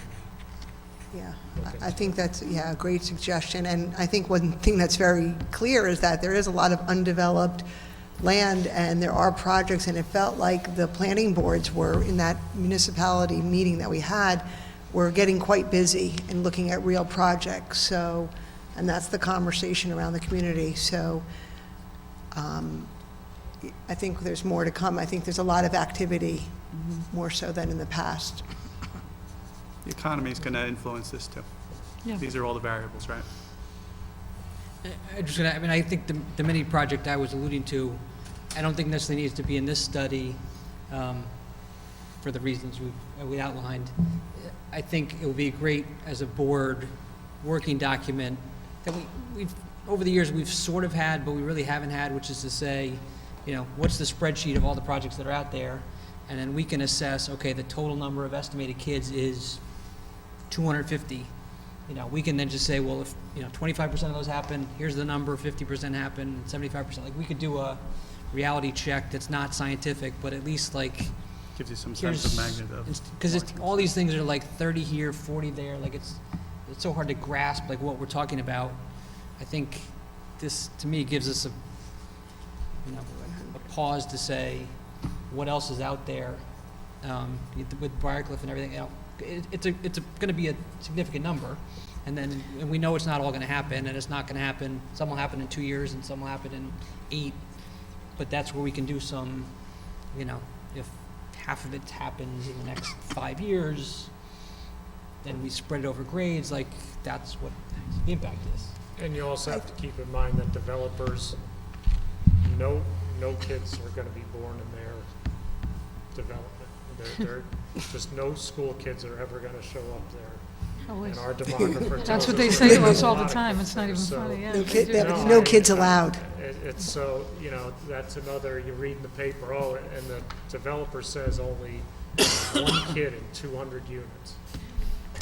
And then you hear 30 kids or whatever the number might be. So, that's the problem with, we're using real research as opposed to somebody's writing a story and, they're getting the information they're given, not real research. So it makes it hard. I want to say one more thing to add to some of the comments. If we were on slide 17, if we were to put a line from where we started in 2008, even with the projections that are less than what we thought, if you were to put a line, right from where you started in 2008 through 2023, I mean, you have a straight line upward trend, clearly, and more kids. So it's just, even though it looks like it's dipping, you still starting from 4,100, and even with not including all the potential projects that are heating up, we still have 600 increased, more kids. More kids. You'll still have a lot more kids than you did in Right. in 2008, correct? Yeah. And I think just one thing, just to, as we're wrapping this up, I think that to everyone's point too, one of the things we have to be very careful about is when we're doing these projections, we're basing them on real, tangible data that we know. And so we have had developers come to us and present to us their intentions. But these are, renderings that we view, and they haven't even gotten financing for it. This is something that they want to do. They haven't heard back from the bank or their financiers yet. So, that's why sometimes I think these projects kind of fall away, right? Because this is what they'd love to do, and then it gets written about in the paper, or somebody reads about it, and then it either never comes to be, or it's something smaller, or it changes, it's not a condo, it's a rental, or something like that. So it's just really important to kind of keep our finger on the pulse of that, because these are buildings that, these builders are not necessarily building these buildings with the money out of their pocket, right? They'd rather finance it to free up their capital to do other things, right? So if they have to finance it, they have to be very careful about, and very specific about what they're doing. And sometimes they go back and forth with their financing, whether it's a bank or wherever they're getting funded from, and the project changes a lot. It goes from single-family homes to condos to rentals to, 110 units to 100, these things change. So rest assured that the things that are in this report are the things that we know, and the things that are tangible, and, to everyone's point, and to Barbara's point as well, those are the things that we're keeping an eye on to see how they change and what impact that they'll have on the numbers. So do you want to wrap up? Yep. So I just want to thank Barbara and the team. Schuling. Yeah, thank you for being here this evening, for the report that you created for us. It's very, very thorough. It always is. And traveling here to Ossining. And also, there were a lot of questions that sparked as a result of the report. So we asked the board in advance. And you captured everything, and to Catherine's point, really tried to give us a really thorough answer so that we had a fluid night tonight, so thank you very much. I think you're very welcome. The other part of it too is clearly this is a really important report. It is annually, it's always been, and it continues to be. There's a little shift in the narrative, but I do want to share that, from the question often comes about space and what does it mean for space. I sit in a position of saying, think about what our schools look like now. Our library at Brookside is half of what it is. We don't have a full library at Brookside School. The workspaces of some of our staff members is we know could be improved upon. I've jotted down Claremont Music Space. It's like a small little room off the cafeteria that, and the truth is, I think we have I know we have outstanding staff that make it work. But the reverse needs to happen is that when we look at, and this is primarily a space discussion, is that our space needs to support programs. And often, sometimes we look at it and we retrofit, but it really needs to, music needs to have a dedicated space. It's a different type of program. Robotics, basically what Doug is doing right now, and I'll use him by name, is, he's taken an old chemistry lab and created some tables and is working miraculously in there, but the question for us is, are we okay with that as not only from an educational institution but also as a community? So those are conversations I think we need to continue to have, and I think and you've alluded to it. We talk about it through the lens of education and children. We've got to be careful about the single story, and we got to look deeper into the data and really understand what's going on. There's different lenses to look at this from.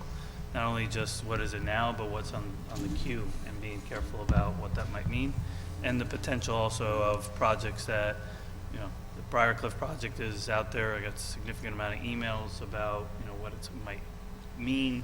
There's the Phillips Lab, I'll just name it. That is something that we have had conversations about. That was sold to a residential developer that is in Ossining. That's not in Briarcliff. That's an Ossining property. So as we look at space and look at all this, those are all variables that we need to consider as a whole. So the point being is that we know what we need now, and as we project and move forward, this information is going to be helpful, and there's a variety of ways in which we need to look at this from. So thank you everyone that came here tonight. I really appreciate the feedback, and certainly articulating this very clearly with the rest of our community is important. And there's, you sparked other questions as a result of the data that you provided, so thank you. You're welcome. Thank you. Do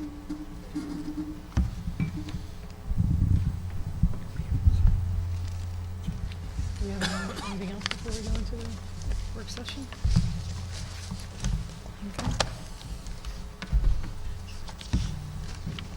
Okay, so we'll move into then our regular meeting. Myrna, did you have a question? Sure. Okay, so, yep, come on up to the mic. Now's the time. Myrna Forney, and I am an Ossining resident. I have 4 children in the district, and I am tardy on my arrival for this statement, so I just really wanted to come and give it. My reason for being here is because I have graduated from the AMD school, and I came at the end of my elementary experience, and I needed to come at the end of my middle school experience because we have 4 children who have come through the school district, 2 who have graduated, oh my gosh, 2 who have graduated, and 2 who are now in high school. As a result of that, I have experienced over 35 teachers at AMD. And some of them repeated, some of them are no longer here. I have had the great honor of having developed a relationship with Regina Celio, and I think that the community needs to hear good things about the school district. AMD, when I was coming up as a parent, people said, oh, it's middle school, oh, be careful, oh, it's not a great place. And I can honestly say that with commitment and time, my experience at AMD, my kids flourished. Not that there weren't bumps in the road, but it was a fantastic experience. My kids still remember all of their teachers. There were some that I can say to the district, shame on you, because a couple of people slipped away that shouldn't have. And if you look at my kids' schedules, you'll figure out who they were. But I just wanted to say thank you to Regina, and thank you to the teachers at AMD for working so hard and being so committed to our kids, because middle school is not easy. Our kids are discovering themselves on any number of levels, and to allow them to develop is a gift. And I wanted to say thank you. I also wanted to say that there is a gym at AMD that I hope this district figures out a way to use differently, and his name is Oswald Willis. And I will say to you that I had 4 kids go through this school district, that my dinner table and our lives in our house were changed by the fact that my 3rd daughter had him as a teacher. It was the first time in the entire school district that my daughter was made to feel okay about being an African American student in a classroom here. There was a different conversation about the history that they were learning because of the way he instructs. My son, because of just a confluence of events, also got to have him for a moment with regard to a certain project.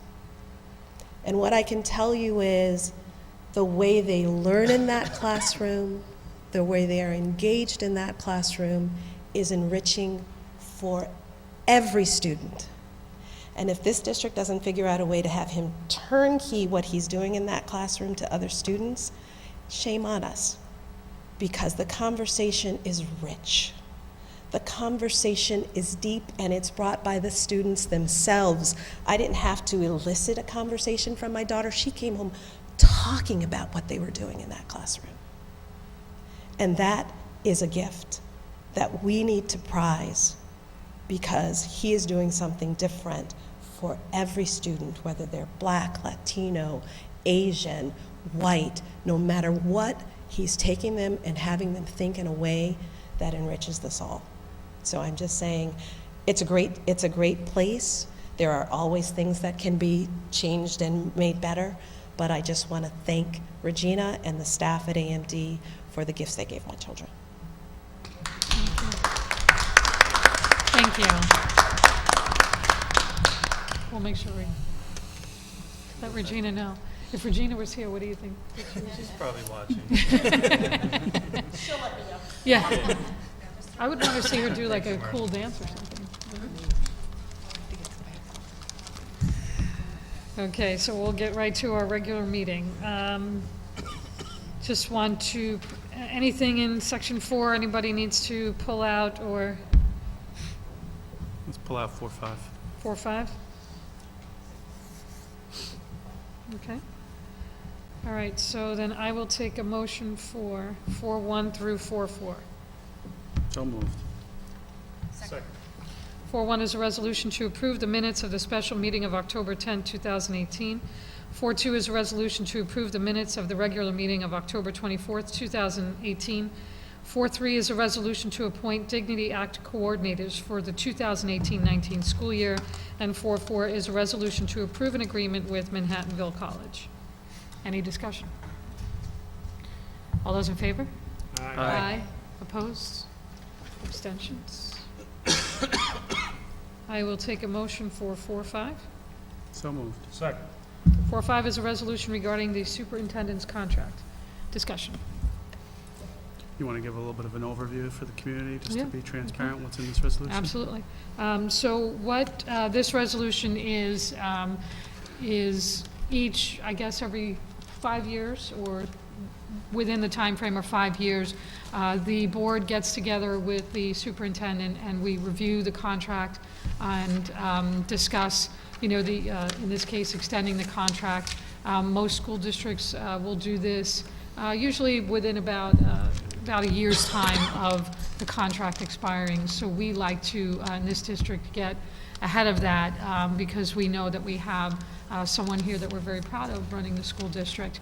And so we want to be sure that we are having these discussions early and making sure that we're letting our superintendent know how we feel, how the board feels, and the community as well. So what we've done is, you know, we've talked about the contract, the extension, and so this contract will bring us out to 2023, I believe.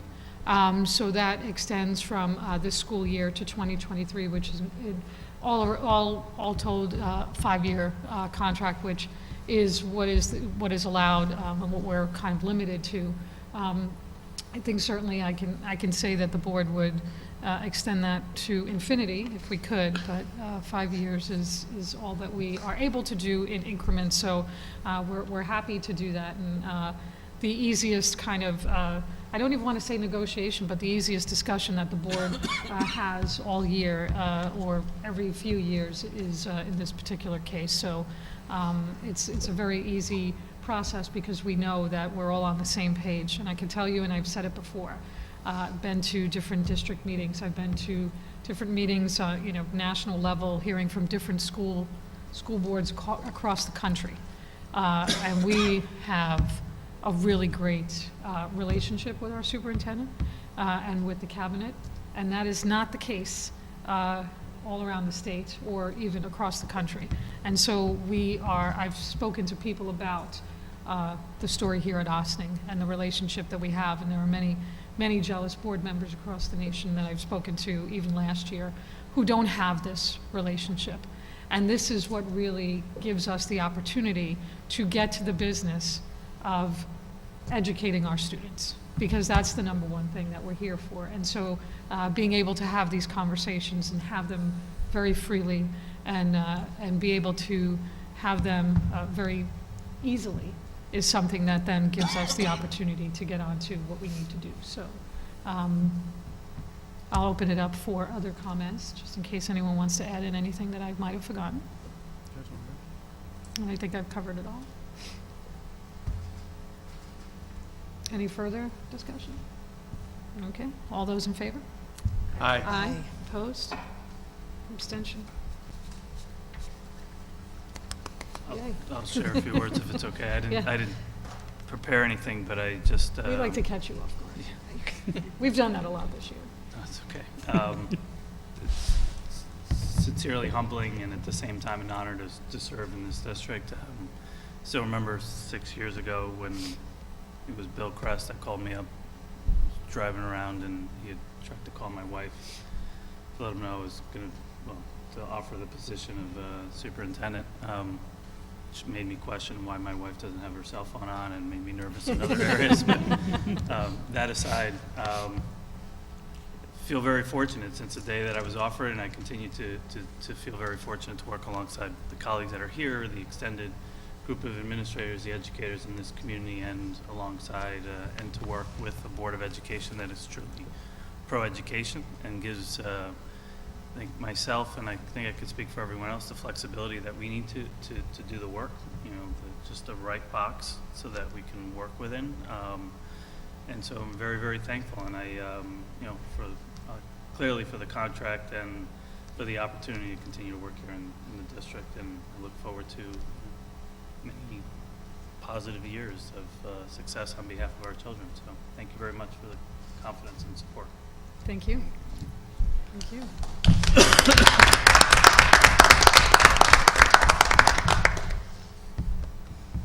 Okay, I will take a motion for 5-1. So moved. Second.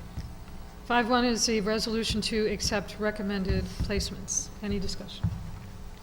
All those in favor? Aye. Opposed? Abstentions? So we have 5-1.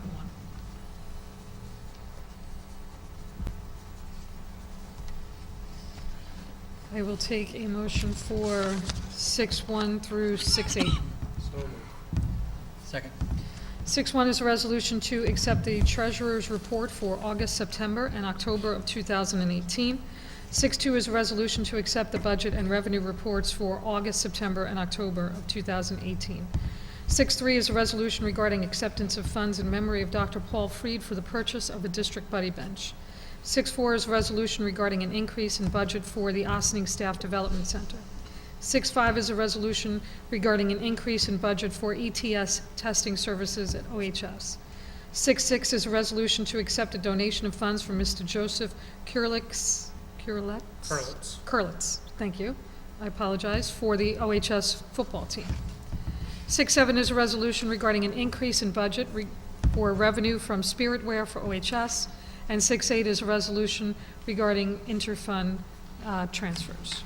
So the board would like to thank Cheryl Freed for the donation of $350 for the buddy bench in memory of Dr. Paul Freed, and also to Mr. Joseph Kurlitz for his donation of $150 for the OHS football team. Any discussion? All those in favor? Aye. Opposed? Abstentions? I will take a motion for 7-1 through 7-12. So moved. 7-1 is a resolution regarding creation of professional staff position. 7-2 is a resolution regarding support staff resignation. 7-3 is a resolution regarding bus attendant resignation. 7-4 is a resolution regarding support staff request for a leave of absence. 7-5 is a resolution regarding professional staff appointment. 7-6 is a resolution regarding support staff appointment.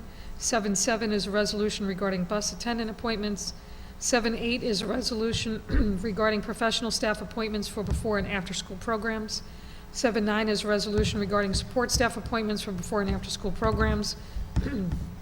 7-10 excuse me, is a resolution regarding per diem substitute removal. 7-11 is a resolution regarding per diem substitute appointments. 7-12 is a resolution regarding the approval of school volunteers.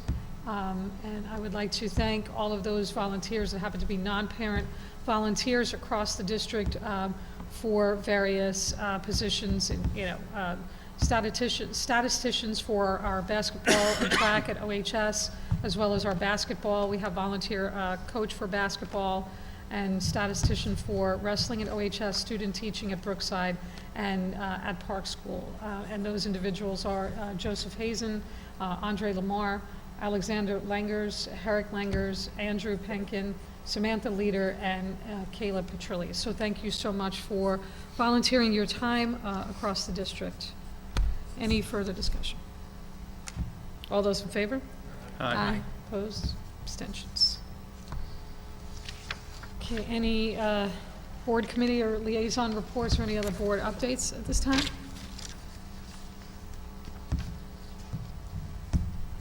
I was just going to do one, and Brian, I apologize for not saying I was going to say this, but I'll try to keep it short. But I'm on the whatever we call it, the high school schedule committee, along with Beth Sniffen, as joined as more a parent role, if that's possible, to just separate from the board role. But because there's a parent, we've had 2 meetings that have been about 5.5 hours of really good dialogue on the topic and conversation. And it's really 3 components that I think we're somewhat familiar with. One is getting an advisory into the schedule. 2 is the conversation about lengthening the time period that for a class from 43 minutes to longer, 50 plus, and what that does. And then potentially the conversation about lunch and how to structure lunch, everyone having lunch at the same time or different lunch schedules. But just wanted to bring it up because I got a sense our last meeting that as soon as December, that conversation is going to escalate to the board with potentially some, deeper dialogue and decisions. So you guys might want to really pay attention to the updates and ask some questions before that, because it's depending on, I know there's still a lot of work to go that's since the last meeting and before the next conversation to see how kind of easier the conversation is, or whether there's some deeper issues to get into. But just want to make sure you pay attention as that stuff comes out. How many people are on the? We have 3 parents, a bunch of 7, 8 teachers and guidance counselors, 1 student who's been great. I think the teacher guidance counselor committee has been going for a while. I think they've been meeting since last year. I know Brian and crew have been meeting with a lot of staff this last month to bounce ideas and get feedback. They're, I think, been trying to get meetings with more students to get input. But just because kind of I have that inside knowledge, I want to make sure you guys pay attention to that. That's it's coming quickly. Agreed. Thank you for the primer and the plug. I believe it's the 12th, the same night that we're going over OHS course enrollments. We intend to give the board an update on the progress of all of that, and we are going to a wider faculty presentation this coming Monday. So I like the way you framed it best, Greg. You can anticipate the dialogue to really heat up and escalate, and the timing will be perfect to provide an update to the board. So yes, it'll be a very detailed update this week, and if you have a chance, take a look at the past updates as well. Appreciate that, Greg. Thank you. I just wanted to mention, I attended the meeting on inclusivity. That was a great, we called it was a PTA cafe, and it was really well run and very informative. And I think what was really important were, again, the conversations that come from the community as well in response to what the goals are.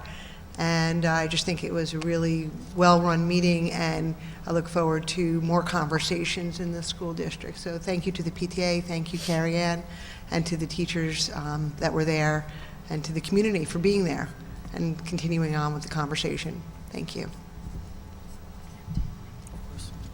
I actually don't think that we've met since we had the first informal coffee community chat. I think that was on November 9th. Greg and I attended. I know, Lisa, you had something come up, you couldn't make it, but I was really impressed with the community turnout.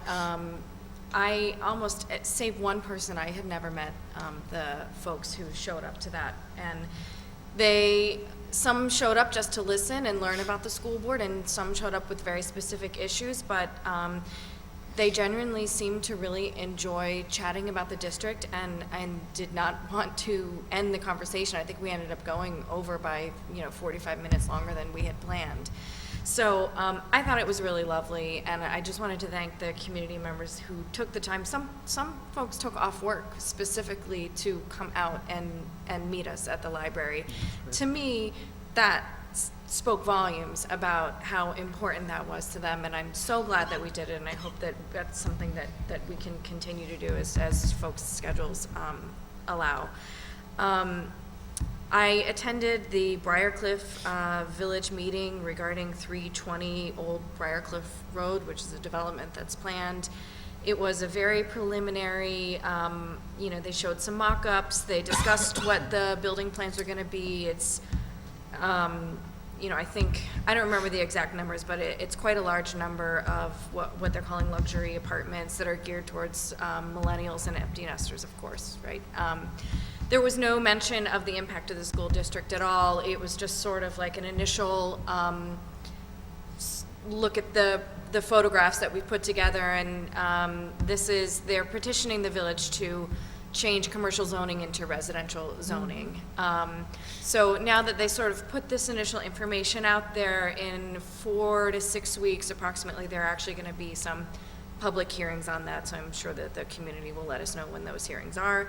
I attended the PTA Learning Cafe on cyber safety with the ADA from Westchester County, which was phenomenally well attended. So I wanted to thank all of the community members who attended that. It was really interesting and engaging, and we learned a lot, and the conversation took funny turns, but I mean, people could have sat there and asked questions of the ADA all night, so it was great. So thank you to the PTA, Beth, for hosting that. It was good conversation and good learning. And then I also attended the inclusion presentation. I echo everything that my colleague, Ms. Redley, said. It was fantastic to attend as well, and thank you, Carrie Ann. Okay. So just some quick finals, because I think Greg mentioned just getting primed, and so there's a lot of things just to keep on the board's radar in terms of what the next few months are going to call for. The high school schedule is clearly a discussion that needs to Monday with the staff and then extended to the board and excuse me, clearly the community. But we're soon going to be come to you with mathematics decisions. That's not far removed. Special education updates will also be provided, and those are real shifts in some of the work. And I'd be remiss if I didn't note the fact that we're going to be in budget season when we get back. So our administrators and Lita and Joan Groen from HR are all working to basically try to get everything done very, very early in terms of where we stand, so we can have a longer period of time for discussions as we prepare for the governor, and then in turn do what we need to do as a community to advocate for our school district. So those are just reminders, and also reminders for the community as well that are watching.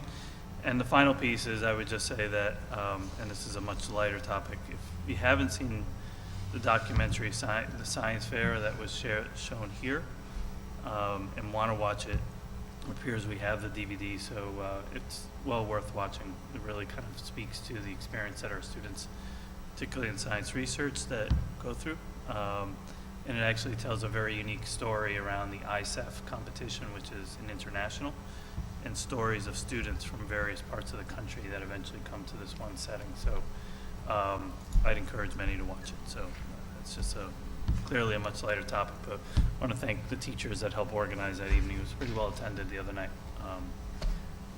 Good response. And also, I know we had LOHUD in, Colleen Wilson I didn't attend that meeting, but if anybody did, I'd like to, if anybody could mention how it went, the meeting. Yeah, so it was a small group. Beth, myself, and 2 others. So we had hoped for a larger audience, but we knew that it was a Packed schedule, yeah. Packed schedule, but there's varying interest. She shared a lot about just her work and her some of the challenges she faced as a reporter, particularly working with districts sometimes in terms of their candor or their willingness, to share information. It varies across districts.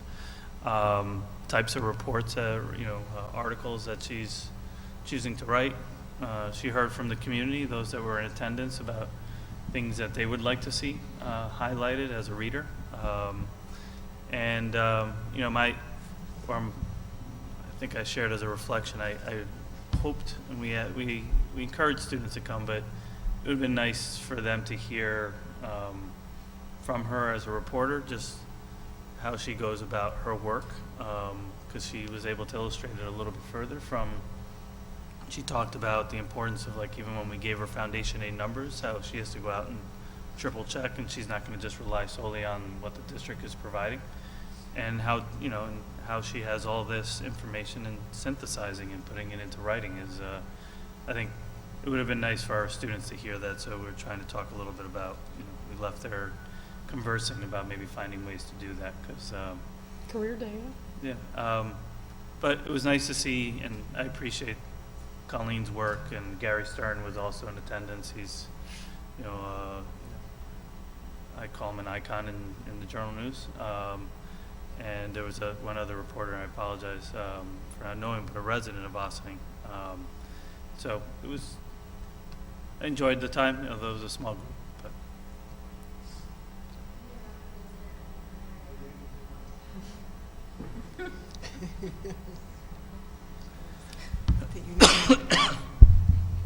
It was nice also because it was a resident that came out that doesn't have any kids in the school district. So, and she contributed to the conversation because she's involved with the robotics program. So she was very lively in the conversation. And then there was another gentleman who was in the conversation. So even though it was a small group of people, we were talking nonstop, because she was very informative, and she covers all the school districts in Westchester. So she, was very, we even gave her things that we would like to see her writing about, social emotional learning, which I said is such a hot topic. I would like to see how, we're covering it, we're doing so much in this school district. I would like to see also how other school districts are doing it. And she said that would be, something that would be good to write about as well. So, thank you. And they have an interest in writing about, particularly go to school funding, about districts that are, facing challenges like Ossining. So we said we'd communicate once we have a strategy around our advocacy, or we define it a little bit further. And they clearly want to be helpful in that too. It's an important story. I'm glad we had them here. I mean, I don't think there's any media in the state that has done what the Journal News has done for education over the past, I would say, 5 years. And the work they've done is really outstanding. It'd be great to figure out ways to try and connect our students with them, because I think it's really powerful. But I encourage anybody that might not have a subscription to the Journal News or follow them. Really, they do outstanding work, and it's worth considering them, in getting a subscription, because they really have moved the needle on a lot of fronts really well. And so I thank them for being here, and look forward to potentially trying to do more with them. Thank you. Any further updates? Okay. We'll be back here December 12th is our next meeting, 7:30, same place. I will take a motion to adjourn. So moved. Second.